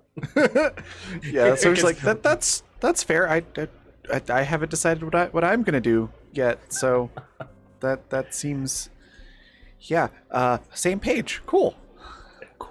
One of us made a decision, but we all know what that one was. Yeah, do we still hear him running away? Click, click, click, click, click, click, click. Can I do... I want to burn my last card and try and ask it a kind of deeper question. Just to kind of see what relationship it's going to have with us. Mm-hmm. I'll do an investigation. And ask it, what do you want out of, like, why did you make yourself? Do you want us to help you? I always wanted to be a mother, but I couldn't. And then I died. And then I got that chance. But I discovered that other mothers weren't doing a good enough job. And so at night, I would take these mothers and their little ones, and I would care for the little ones. And I became a better mother because of it. I think. Is that an Is ice that the cream ice truck cream just man? coming by? You better go. I'll take another break so you Peace. can go. Also, the timing for that music. Oh That my was god. creepy. Creepy ice cream, who wants I became a better mother. ding, ding, ding, ding, ding, ding, ding. Oh, And that then- was so creepy. I was like, are you doing that for effect? Like, where is that coming from? It will bring this kind of meat sack of human skin sewn together with like little eyes set upon it as it brings itself forward by passing it hand by hand and kind of hand it over to Bateman. Is it like size-wise? Childlike? Is that the question? Yeah, Is it it a is. child-sized object? Uh-huh. Hold it. I was gonna say, Flakeman like once again leans over to Teddy and whispers, "I'm so glad it handed it to Bateman and not us." said, hold it? It Yes. said those words? Mm-hmm. Hold it. Hold my child for me as I tell my story. I've never been a mother. I don't think I would be very good at it. Teddy reaches for the baby. Excellent. And flops it down into your hands. It's wet and moist. You touch it? There's literally nothing worse that could happen. So he holds it tenderly, as he would his not so many nieces and nephews, because he's got at least one. I think that I can do a better job than humanity at this point in time. I would be an appropriate mother. So if you want to know what I want to do, is I want to go back to Florence.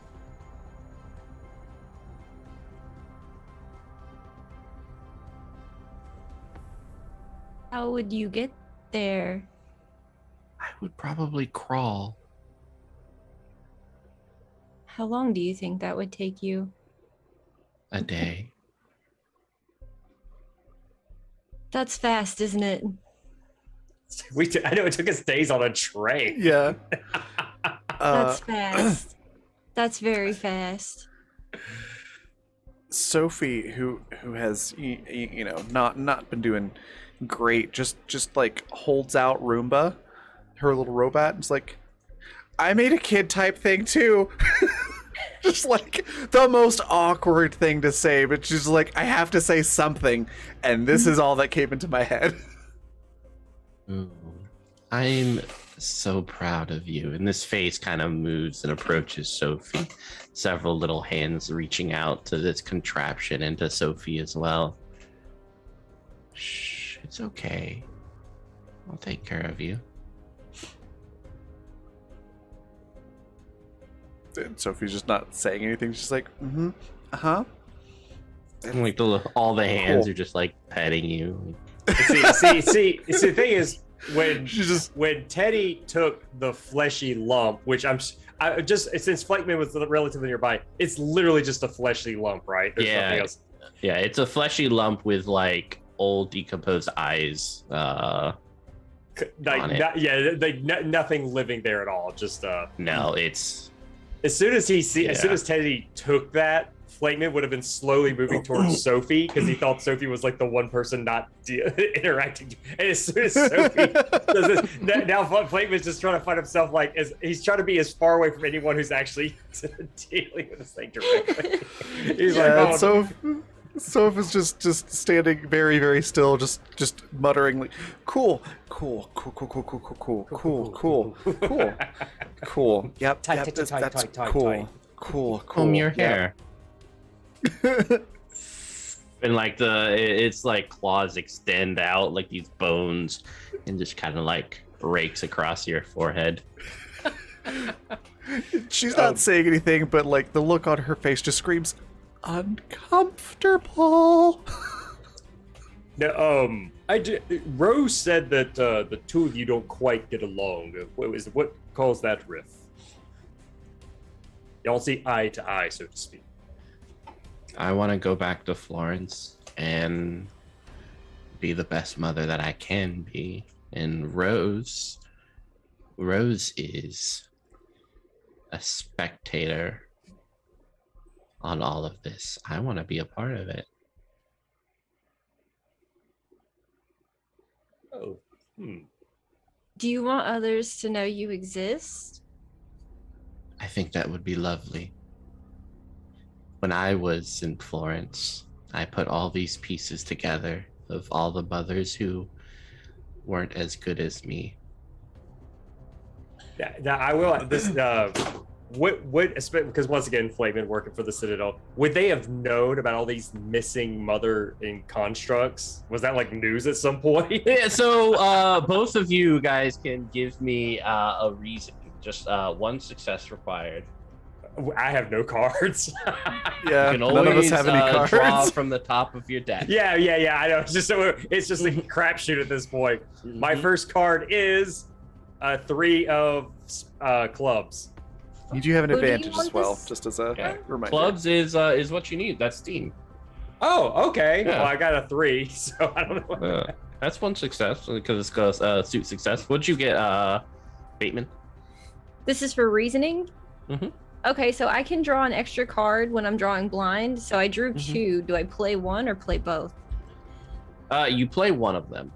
Okay, because I'm not trained in reasoning. Can I pick which one? Mhm. Okay, so here's a 7. Excellent. Yeah, I'm not trained in that Success. either. Yeah. So you both recall, especially Bateman, there was a case not a couple of years ago of a nurturing construct going rogue and killing other families and taking their babies, and kind of building more upon itself using the constructs that it ripped apart and adding to it. All in all, it killed about 15 families and took their little ones from them. Yeah, I'll go ahead and like work that into. That's a reason I wasn't as shocked, I guess, as everyone else too. I knew. Case closed. You found the culprit. Do I keep the other card that I drew blind? No. Okay. Gross. Ugh. Okay. But you said I like to a lesser degree. Flankman also remembers that. He just probably doesn't have quite as many details as Yeah. You probably saw it on the newspaper or something like that, like just like missing mothers and the possibility of a construct being a part of it, or the reason for it. And just for clarification purposes for me, are these missing like human alive mothers, or are these like missing construct mothers?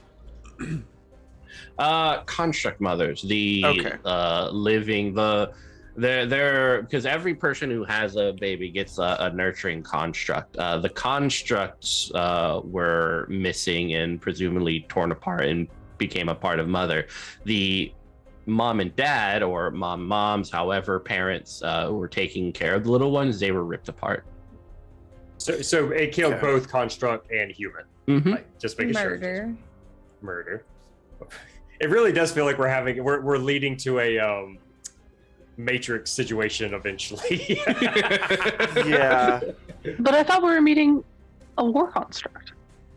What were you before?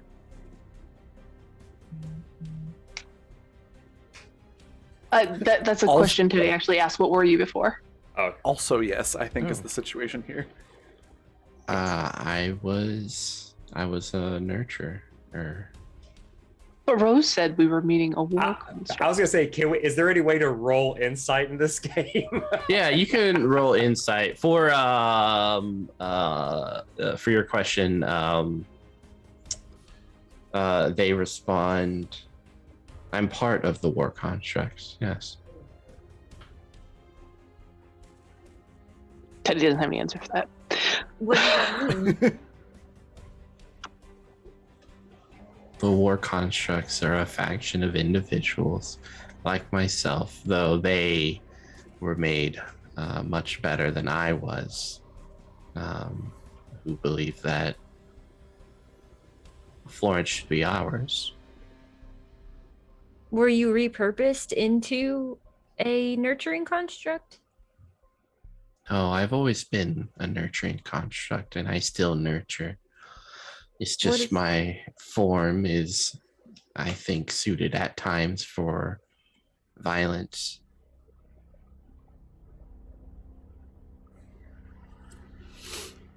Is that something? But who were you before?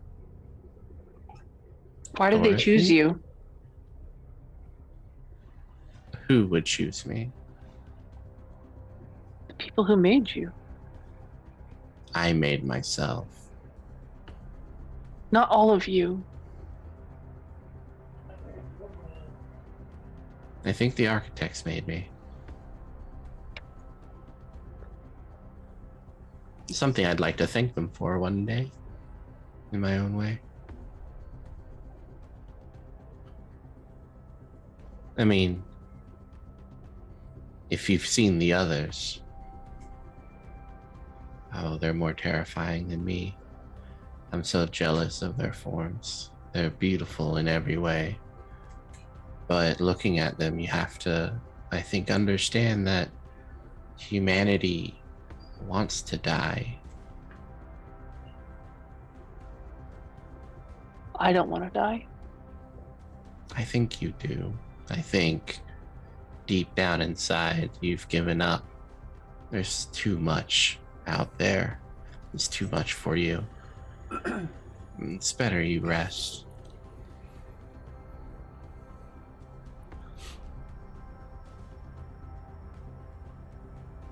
Like, are we able to kind of, in some way, shape, or form, communicate amongst ourselves without trying to draw too much attention? Like right now, since it's talking directly to Teddy. Yeah, and it's yeah. You guys can talk.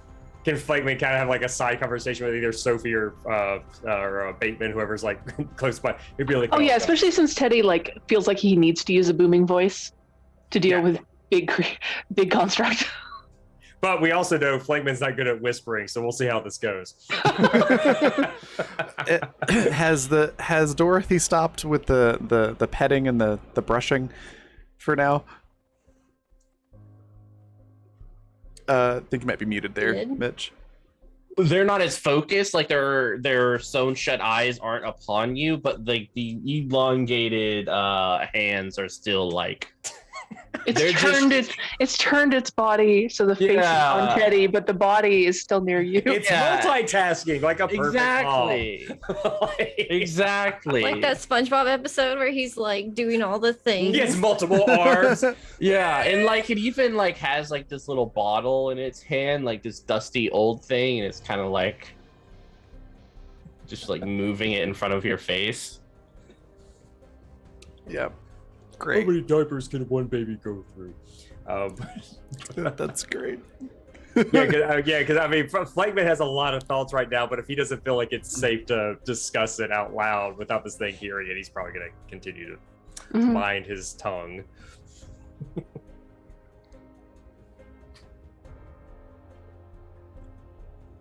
But at the very least, if anyone looks at him directly, he'll kind of like nudge his head like back to the surface, like, ooh, maybe stop. Oh yeah, Sophie's probably trying to make eye contact with everyone with a look of like, help me. If Flagman knew Morse code, he'd be like tapping that like with his foot or something.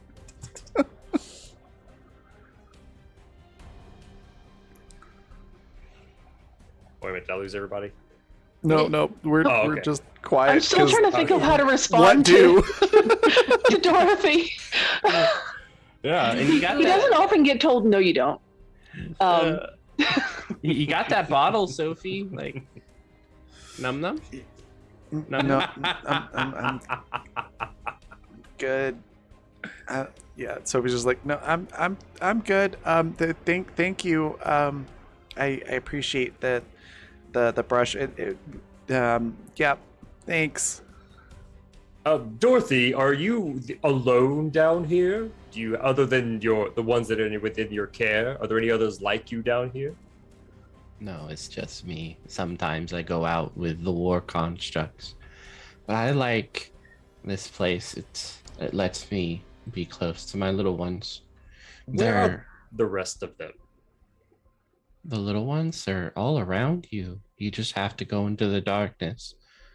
They don't like the light much. I will take your word for that. Where are the rest of the war constructs? You said they're here. They move about. They come every now and then, check in on things, see how I am. So Are they you do their move. mother? No, they're much too big, too adult. Are they all as fast as you? They're beautiful. In the most beautiful ways. And they move about together. They generally stay in a group. So they do move in herds. What do they want?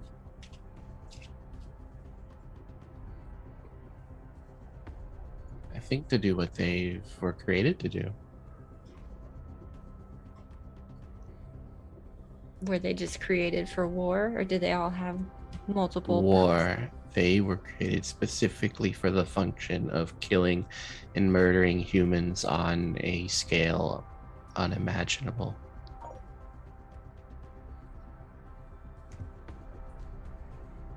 Their And I would- phones are yeah. sometimes smaller, sleeker, That sounds others a bit big. too one-sided to be a war. Yeah, Flankman winces at this. The idea of constructs specifically designed to kill people and that they're still running amok. Yeah, it disturbs him greatly. He winces.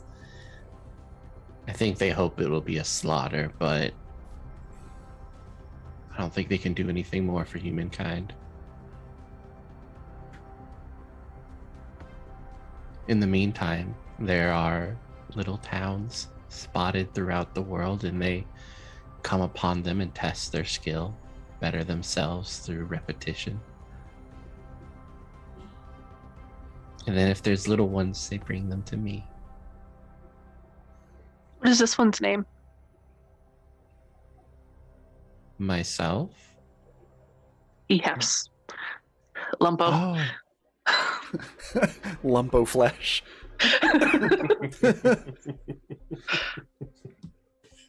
We call him Potato. it hasn't whispered its name yet. Usually as it matures, it cries out. He and bends down to gives listen. itself a name. Little gas pocket. Escapes.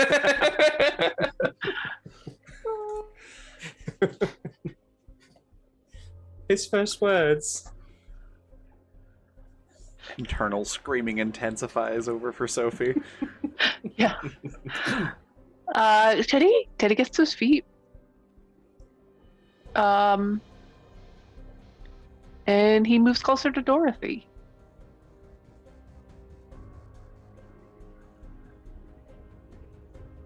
He'll lean in towards you.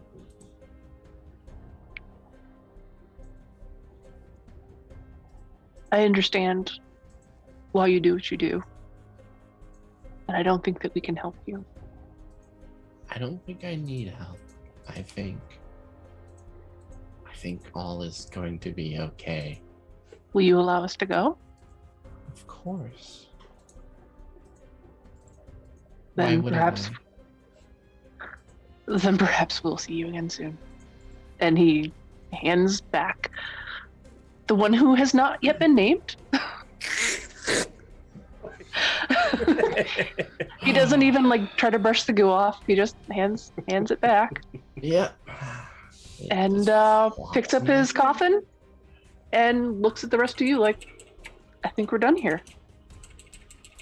Yeah, Bateman will look at her wrist. She doesn't have a watch. And she's just like, gotta go.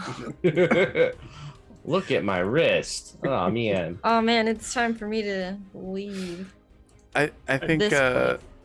yeah, I think Sophie's gonna have like Roomba make a beep sound and just be like, oh, I gotta go recharge my baby. It needs sunlight to function, so yeah, I gotta get out there. But thank you. This has been an experience.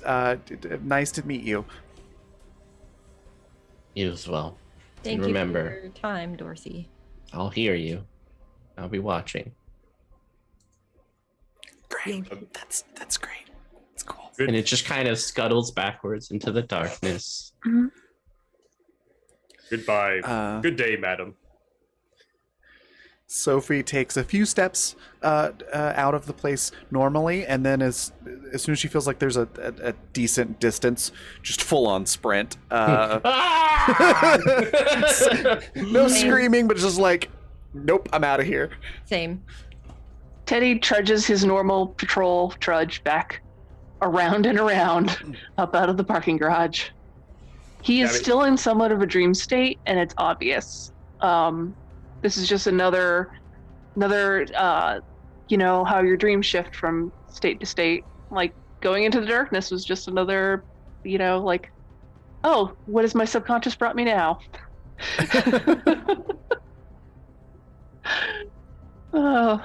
And if we're not accosted by anybody else, they emerge into the light. Yeah, no, everything's chill. Everything's okay, guys. No, This is You know, just, aside from the existential despair, everything's fine. no. it's a nice day outside. Is it? Is it a nice day? Yeah, it's nice. Like the sun's out. It's very pretty. No. Great. So,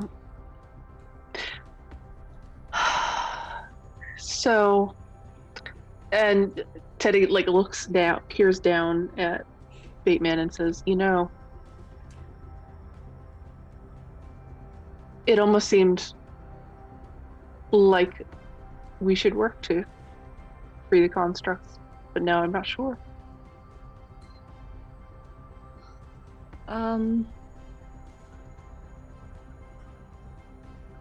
It all needs to be stopped. There's not really a good side to this situation. I think all roads will lead back to this same thing eventually. It becoming about power, and it just needs to be stopped. We need to talk to Rose, and then we need to talk to everyone. We don't go to the Citadel with this one. We go to the people. I'm more concerned that Rose has a real quick. We feel like nobody's eavesdropping on us, correct? I'm going to assume that. Okay. Yeah, correct. Yeah. You're all safe. we feel comfortable. Are we ever safe? Yeah, of We're all course you're safe. safe. Yeah, We just had yeah. a thing that could multitask 18 different things. Say it'll be watching and listening. So. We basically just found out Titans are real. Yay, Titans! Yeah, you're not wrong. It's like Rose. It says Feels like that an apt comparison. they accept everyone, and she's willingly housing an unrepentant murderer, who is, I don't know. I'm wondering who. I'm a murderer, Flankman. Are you under the delusion that you're helping the people you're killing? Certainly not. That's like I said, unrepentant murderer. I mean, I do understand. Like, I'm not saying I agree with that, but the fact that we have essentially war machines, I'm assuming, were built under the. I mean, the Citadel's always been in control over what constructs get made and what purpose they're designed for. So if there's creatures, if we've created things specifically for killing, it had to be under their jurisdiction. That's They not abduct what children this is. to train them to kill. What? Why would it be beyond them to create constructs to kill? They train children to kill. Do you think Like I got this skill in the last 10 years? Wait a minute, how old were you? How old are you? Teddy's like 30. I mean, did you not volunteer? Did you? They conscripted you? He just gestures down at himself like. What is it kind of like when you're the super tall kid at school? They make you be on the basketball Yes, team. yes. That's exactly it. Like Flankman is he is extremely ignorant about stuff like that. He's like what? You also had this conversation when we were talking about how we had to protect. I've forgotten her name, to keep her from being conscripted. Like that's why Teddy was so adamant that she couldn't come to Florence. Oh, I know, but once again, Flankman didn't put that together necessarily because he's just like, because in his eyes, well, that kid's already on that without any nudging in that direction, that kid's already in that direction. So yeah, he's still back. He's just like, and I guess his biggest concern is, and this is what he'll say next, is just I'm actually more concerned about who we can count as allies that we align with. I mean, we as a group don't always get along, and we have. I can't see myself siding with I don't believe I've ever thought of this before in my life, but if we had enough explosives, I would be okay with dropping that entire garage, all the hundreds of tons of concrete onto top of that creature. Yeah, that I've never wished for the end of another living being ever before, but this is I remember when all those families lost their lives, and I'm only imagining it went quiet. Bateman, correct me if I'm wrong, did they not say that they caught the killer and that they put it into it? that Or did wasn't it my case. I can't really give you details. I don't know. I mean, or did it just, I mean, I'll have to admit, I mean, I was invested at the time, but then the newspapers just stopped reporting on it. I mean, I know as much as anyone else. Unless I'm directly involved on the case, they don't tell us. I mean, usually the higher ups make those calls. And then like Flagman has like a bit of an epiphany. He's like, yes, that Seems- makes sense. You compartmentalize different divisions. You don't let them communicate amongst each other, and therefore, this is Hurt This is- everyone. this is disturbing, beyond belief. Yeah. Flagman's more horrified by this realization than like all these other horrible things. It's like- Sophie's. Oh, sorry. Go ahead. no, I'm done. Sophie has been pretty quiet while Flankman's talking and everything, and then just sort of starts speaking again. It's like we need to stop making constructs, and we need therapists for all the ones that already exist, so that doesn't happen. And we need to deal with that as a people. Because that's not okay. And yeah, constructs. Yep. Anybody would need. I would need therapy if I found out that I had died and was now in a mechanical. I mean, mechanical body would be really cool, but I would still need therapy about it, so that I didn't go crazy.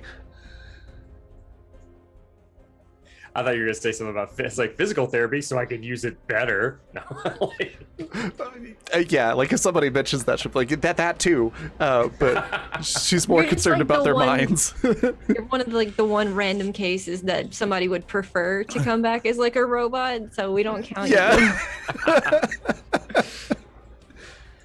You're like Just one like in a robot million. body would be awesome. Yeah. But After she's like, but octopus I would still need situation. therapy about it. So yeah, that's kind of her. She goes on a little rant about that, and it's like, yeah, these, I get it, but they're still murderers, and that needs to be addressed.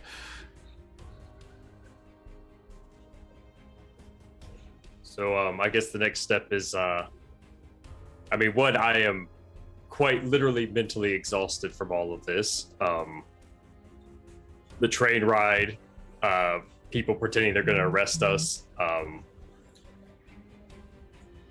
It just this is That Oh. fan fiction. It was exhausting. I'm sorry. yeah. He's like all of this because I just wanted decaf coffee and then a construct painted on a wall. I wish I had taken the other pill. Part of the job. So, you said there's like less than 100 people in Florence. How many make up the Citadel? So there's less than 100 people in the village we're in in right this now. village we're in right now. Yeah. Florence Oh. has about like 10,000 people. Oh. Yeah. How many people make up the Citadel? Like what percent, I guess? Oh, that's a good question. Yeah, probably about like 2%. Okay. So then we It's slightly better Take than this- the 1% making all the decisions. Yeah, see, it's a little bit better, right? Because it's architects, it's engineers. Yeah, It's the 1% Society of better. Builders. Yeah, it's 1% better. Sorry, I didn't mean to interrupt you there, Wowzers.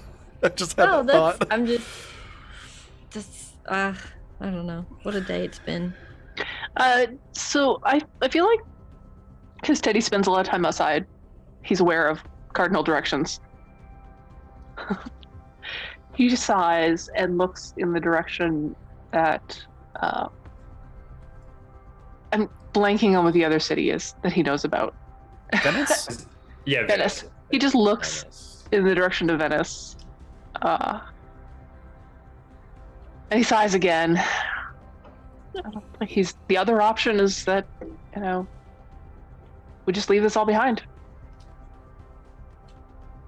I mean, I guess we could go and, at the very least, learn about the other location and see if there's, I don't know, information to bring back to help betterment, but I mean, if Florence is keeping it secret. I think Florence is a lost cause. Well, I mean, I don't want to think that. I mean, most people there are innocent. Yeah, I don't think it's a lost cause, but I don't think our small little group here is gonna be enough to fix all of that. We should probably find out what's going on in Venice, and maybe we can find people there that would help us put a stop to this. But we can't just leave all those constructs there to continue like this. How many people are in Venice? No one knows. Except I for mean, Venice. I mean, any act we take against the Citadel will be branded as, terrorists at worst. And Well, that's why we go to the people first. Let the Citadel be the last to find out. All the people are complicit. Leave them. We should move on. What about your roommates? You don't think they're able to see the light, so to speak? You think if they witnessed the same things you did, they wouldn't come to the same conclusions? Only one of them. I've already spoken to her. And you don't think they're worth saving? I mean, I don't have anyone close to me, but... For everyone we don't tell, this is their future. This is their future anyway. There's nothing we can do. Actually, when Bateman says that, can I take a trauma? They're all complicit. We're all complicit. If we had not known, we would still be there using constructs. But we do know. So that doesn't matter what we would have done if we don't know.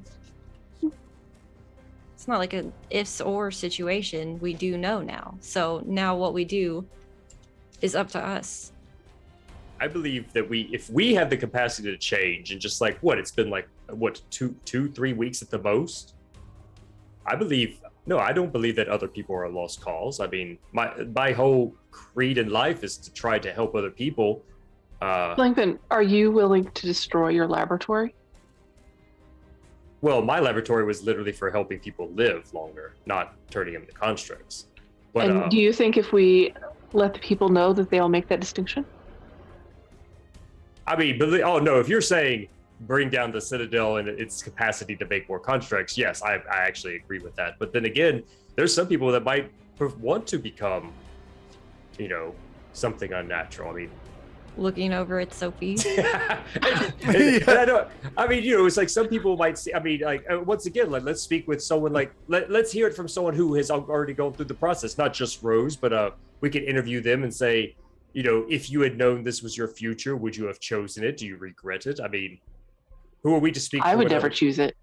And you have made that he rubs his very now bruised sword. He's like, you have made that very clear, and I will maintain my promise. I will. But isn't it like a privilege to get to choose though? Well, it's like some people don't get to choose. Yeah, consent should be part of all of it. As long as it's we literally consensual, have laws. Then they can do whatever they want. So then we tell everyone and then demand that we get a choice. Or we end it all. I would still like to visit the supposed city of Venice and seeing how they go about doing things. Hopefully we don't get Yeah, we need more information. Like, I mean, outside of our small group, is there anyone else that we can trust? I think Indigo would be all right with this. He goes, "Oh, Indigo, tell us all about that. Who's that?" And so I was just like, yeah, you know, my best friend Indigo. That you met her. I was like, "Have we met her?" It's like I saw everyone else at the dinner that one night. Where were you? Yeah, they were at the party, right? Like in character. I know. I think I missed that one out of character, but Yeah. We didn't go to the party. Yeah, it was just you. It was just you. And We Indigo, yeah. went to the date night restaurant. oh, okay. Yeah, I thought The I guess I rom-com assumed that. restaurant. Yeah. I guess I assumed that they were there as well, but I guess they could might have been No. at the party. Nope, So, you had okay, your- so you yeah, had your own Sophie's just side like- adventure. Yeah, so Sophie's just like, yeah, we just went to the party, and you know, why are you looking at me like that?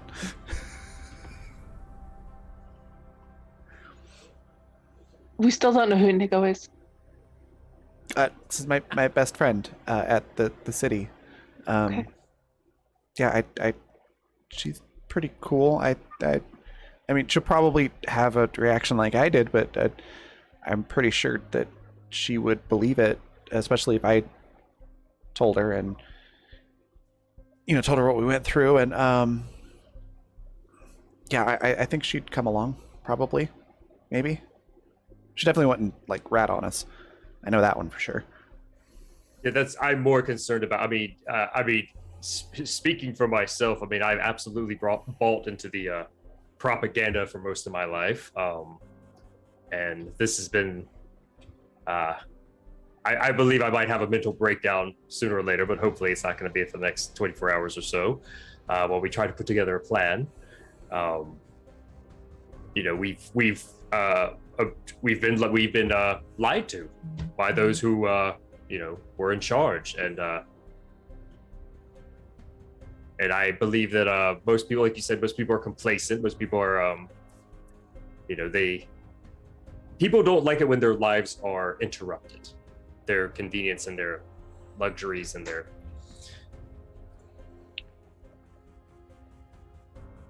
I mean, I've witnessed that myself when I've tried to help people. If their quality of life is going to lessen, they will usually fight back, even when it's they're fighting for the wrong thing. And my biggest concern is that they're hiding these things in plain sight. I feel like it's only a matter of time.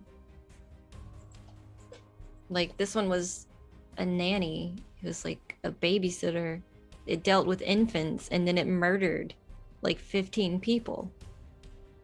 oh no, she And it knew it was a murderer. he did. I actually did the math. I mean, if she killed 15 families, so that's at least 2 people per household, and she was originally built for war. She was literally a killing machine that believed herself to be nurturing, even though her version of that, she can't even tell the difference between what's living and dead. So these things are out there. And also capable of self-repair. I wish Dr. Vin was here. I don't think constructs are supposed to be capable of that. They're supposed to come to us for that. What else? They're don't also we not know supposed to about be them? capable of retaining their souls, so Well, that I still don't know if they're actually retaining their fools. That it's synapses firing off in their brains, so they might just the illusion of. At least that's what I hope.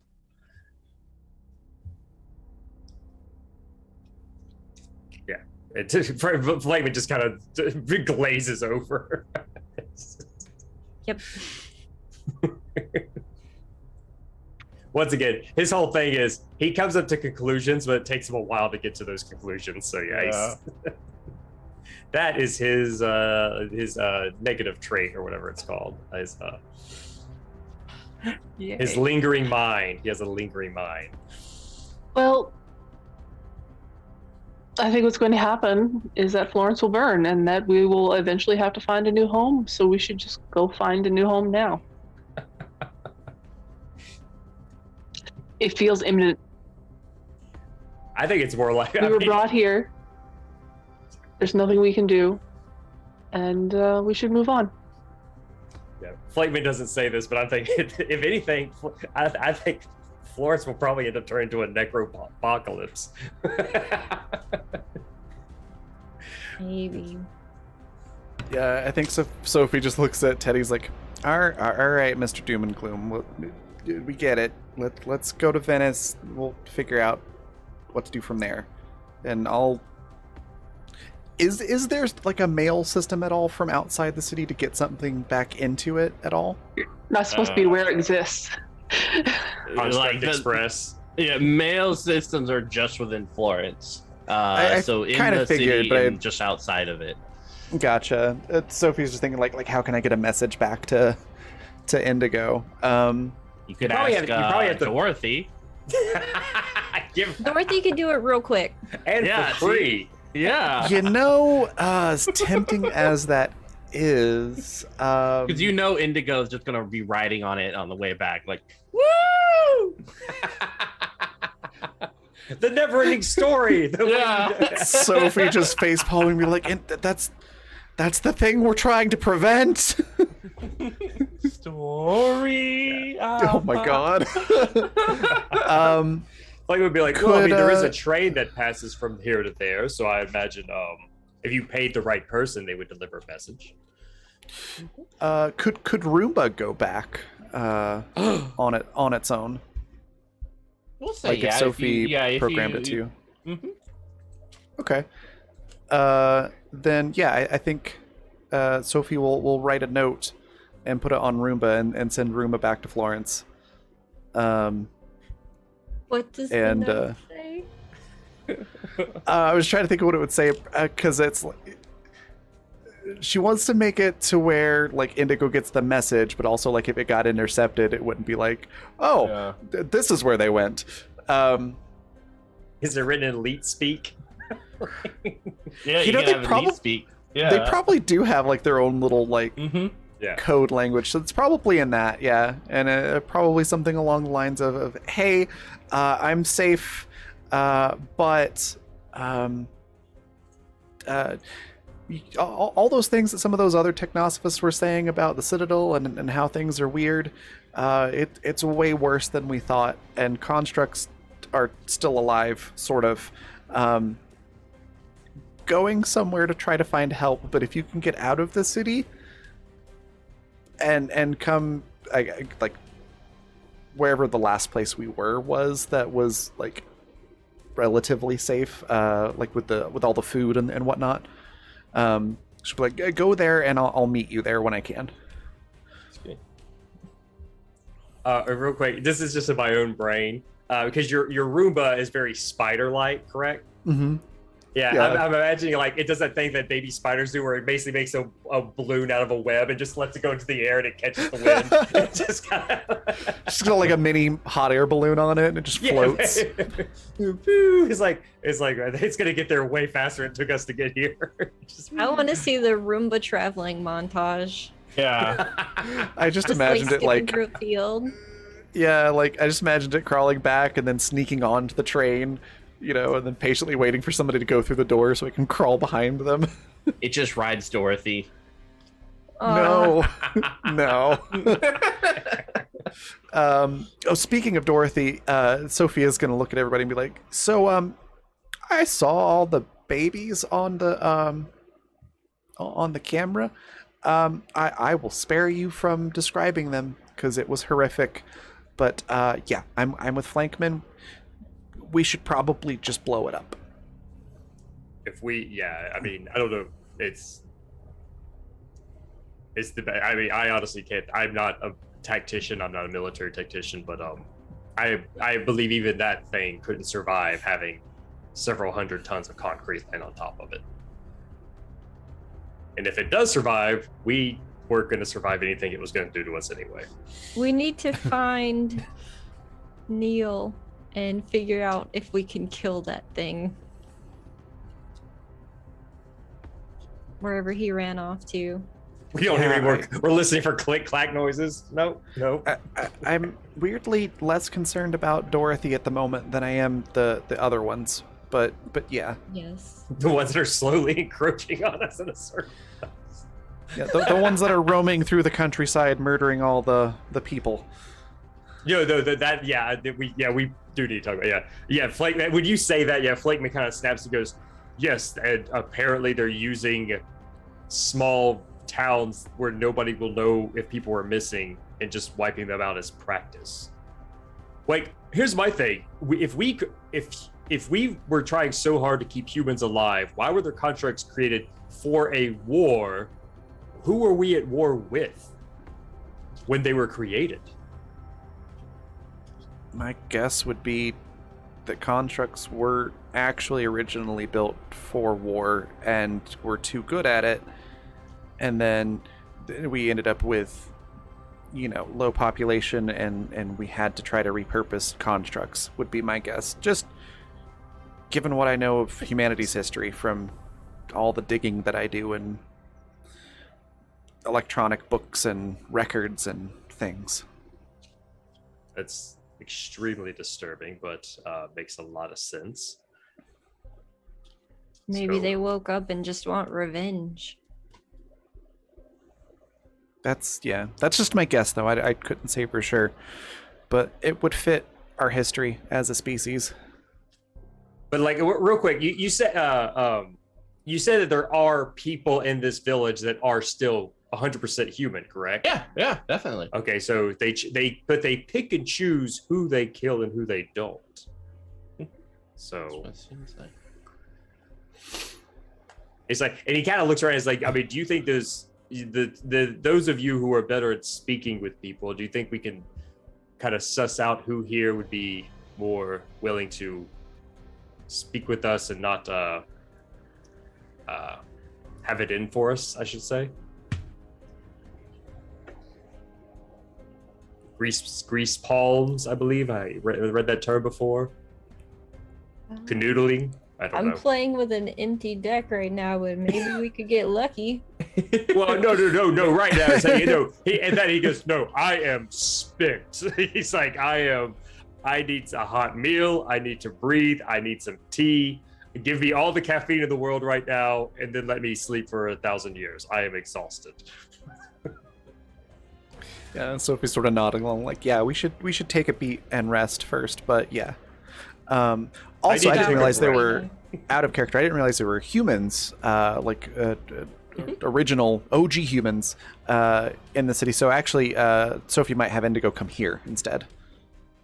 Oh, Yeah. perfect. Because you said even though they're here, they're technically the minority. They're still like the minority. Yeah. There's not much of them, but they're there. I mean, I imagine we're gonna find a lot more people of the construct persuasion who are capable of speech here. I believe it wouldn't hurt to just to talk, to learn, Just asking questions. just asking questions. Nothing bad has ever happened from that. Of course not. Got a fear. Yeah. So let's say you guys, so Rose and the compatriots will give you a one of the apartment rooms above Dorothy to sleep. There's other people there too, so it's some of the rooms are abandoned, but like there are some that have been cleared out and stuff. It's not clean like Florence. Everything here is pretty dirty and kind of just shoveled. But yeah, you guys can take a breath and rest, sleep for the night, enjoy yourselves, take a cold shower. And I'm guessing after being spoiled by the fantastic food and strawberries at the farm, what is the food like here? What's available? Oh God, yeah, it's pretty much like Gruel?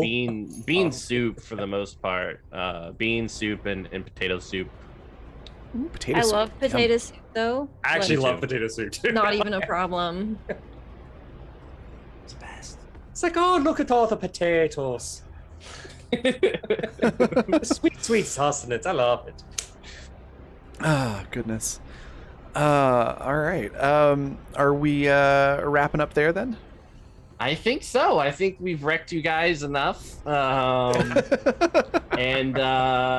in the morning, yeah, maybe you guys will figure out what you want to do. I'm calling it. Burn it all to the ground, obviously. Yeah, I'm too old for this shit. Bateman does strike me as those, the type of character that would say that as things got progressively worse. Yeah, Oh, she be means like, it. this noise. Straight up Danny Glover style. Just I'm getting no tool I mean, for the this shit. situation's pretty bad. There are hidden enemies everywhere that have been terribly abused. It's kind of our fault, not completely, but we're in the complicit. Oh no, yeah, So- absolutely. Our way of life It's is the going to Citadel's change drastically, one way or Yeah. another, and We no were one we literally know and Citadel's love is fault, in safe. my opinion. We're almost all of us are on the payroll of the group who did this thing. Like, yeah. Teddy already wasn't happy. No one he knows and loves is going to survive this, very likely, and it's fine. It's fine. I'm sure the five of us will just turn this whole thing around, and Florence will be peaceful and Small prosperous ragtag again group. at our efforts, We can because do we've that. done so well so far. Yeah, like We it's can gonna always be stage a a happy coup. ending. Let's just say Jakku. Or Yeah. get added to Dorothy. What is it? Nope, don't like that. I'm gonna tame Um, her. I'm gonna tame Dorothy, and I'm gonna use her to take over Florence. I'm gonna ride it. Oh in. yeah, or like pilot Like- it like a mech. A That's flesh not- mech. She's Bateman They're- does not they're- have the capacity to imagine what is going on in Dorothy's head enough to tame her. yeah. I'm like, Sophie and I are probably of the same mind on this. We're just like, they're still a person. You can't There's a take lot them of like an people. animal. They're crazy, but No, they're there's still lot a of people. person. It's like a big They've- piggyback ride. Then how about that? I was thinking, you kind of do the. I ride You people. could probably control Dorothy the way you would do like a carrot on a stick sort of thing. Just wherever you want Dorothy to go, there's babies. Yeah, Like- they little baby sec. Yeah, it's like- Yeah, that can only end well. Or like, Um, has anybody seen the new Suicide Squad where it's just Yeah. that's your I haven't mother? Like, anything that's a target, that's a bad mom. Go after it. Yeah, I'll dangle a my little God. bad mom off a stick. Yeah, that could only end well. Can you move fast enough to keep that bad mom ahead of her? Yes. I don't believe you. I was gonna say goodness, Sophie, but- Sophie will create a little hologram, so it's always a certain feet away. Yeah, it's about 20, 30 feet away at all times. Oh, I think you're greatly overestimating Sophie's cooperation with this plan. Solid plan. And we thought of this in like 30 seconds. Imagine what we could do with like 5 good minutes of thinking this through. to probably come up with a totally different plan. A lot of details would change. Oh It would get goodness. better. But yeah, we are going to go on a raid here very shortly. But before we do, I want to let everybody say what their favorite part was, where we can find them, and anything they'd like to share or plug. So we'll start. We'll go reverse from how we started. So Mitch, what was your favorite part? Where can folks find you? And anything that you would like to share or plug? My favorite part, I think, was the, I guess, the crumbling of everyone's spirits. This was directly drawn from all of Teddy's worst suppositions. What did you think he was gonna do? It's just like, I was like, oh yeah, no, that's fair, that's fair. Yeah. Both Yeah. in game and out of game. No, I saw the theme of this game before I even started playing. I understood what I was getting into. It'll be great. I'm really excited for the next Why part. do you think And I chose Technofont? Yeah, I'm very curious to see what you guys are gonna do and the impact you're gonna have in the choices you make the next couple of sessions. Like it's Burn it to the ground. yeah. It's just like, I mean, no. Flameman's already suggested bringing down an entire building. What's one? Once you get past the first building, the rest of them are easy to take care of. Mhm. Like, I Bateman love is about to the. get like way more 1950s greaser, just like walking around. Put my hand over it, just like. I love the contrast of Teddy's "let's burn it all down" and Sophie's "let's get them therapy." Yeah, and other than that, check me out later today on Level 1 Geek. We're doing a charity stream, and then after that, I'm running some horror at 11 p.m. on Penny for a Tale Channel 4 Court. And of course, Chew is coming up. We have 2 amazing scenarios, Long Long Man and Pollo Coyeros, which translates roughly to Chicken Run. So 2 awesome scenarios that I promise you're gonna giggle and laugh at and enjoy. So definitely check that out. You can actually play them at Gen Con and Gen Con pop-up, so it's gonna be great. That's so amazing. Awesome. Wowzers. Favorite part, where can folks find you? Anything you want to share or plug? None of it. Favorite part, none of it. No, do not recommend. You love being horrified. Come on. I don't even play scary games anymore. I just like my heart. I'm getting old, guys. I can't take it. I'm calming Elizabeth. Like, okay. Yeah, that was fun though. It was fun. I'm just being dramatic. I liked it. I liked all of it. That was good. I like that none of us know what we want to do. That's cool. I like not knowing. Yeah.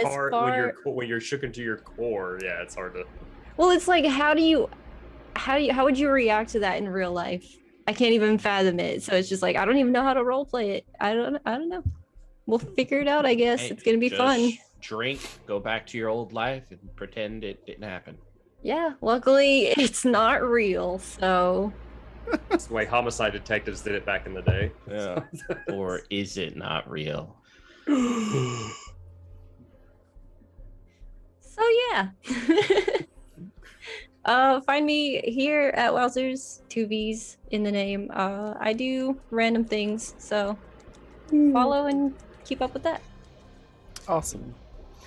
My favorite part, yeah, the whole thing was really good and disturbing. But yeah, I think it was everybody's different reactions to the news, and like their responses to it, and sort of the knee-jerk solution to it. So like Teddy being, well, let's burn it all down. Flankman being like, well, maybe we can fix this, and Ven's, let's find a middle road. Sophie being like, let's get them all therapy and then stop making them. And Bateman also being sort of, I think sort of in the middle of the road there, was what it seemed like. But yeah, I enjoyed all that, and yeah, Dorothy is horrifying. I love her. So yeah, that can't say that I love her, but the description was amazing, and it's a fantastic creation for horror. I like when you just referred to her as mother. Yeah, I noticed that too. Too. Mama! Yeah. Mother. Oh. Mama. So creepy. But yeah, that was my favorite part, I think. And then where you can find me next, at 6 p.m. tonight, 6 p.m. Mountain Time, for Animus Absentus, our penultimate for the season. The crew is in the middle of a war zone on Luna, which is the moon, and are trying to escape. And they just have to fly through a whole fleet of, or 2 whole fleets of ships that are fighting each other without getting blown up in the crossfire. That's all. So it'll be fine. It's going to be fun. And then after that, that's it for this week. So the next time will be Tuesday. And then other things to share or plug. Speaking of Animus, we do have the Animus lore and roleplay server that is up on Discord. So if you enjoy sci-fi and just doing straight up roleplay, you can find that at the link that's in chat. It's a Discord server. There's all the lore for and information for the Animus universe that we've had for 51 episodes now on the channel, and constantly adding to that. And then the other half of the server is just where you can make your own character and roleplay and interact with other players that are playing their own characters, sort of like a MMO without the video game aspect to it. So yeah, go check that out. Other things to talk about are sponsors, which are Fundamental RPG, Intrepid, and Die Hard Dice. You can find all the links to those there in chat.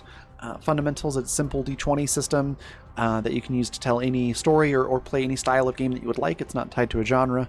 Intrepid is adventuring gear for real life. And Die Hard Dice is, as you might expect, dice. Really good polymer and metal dice sets.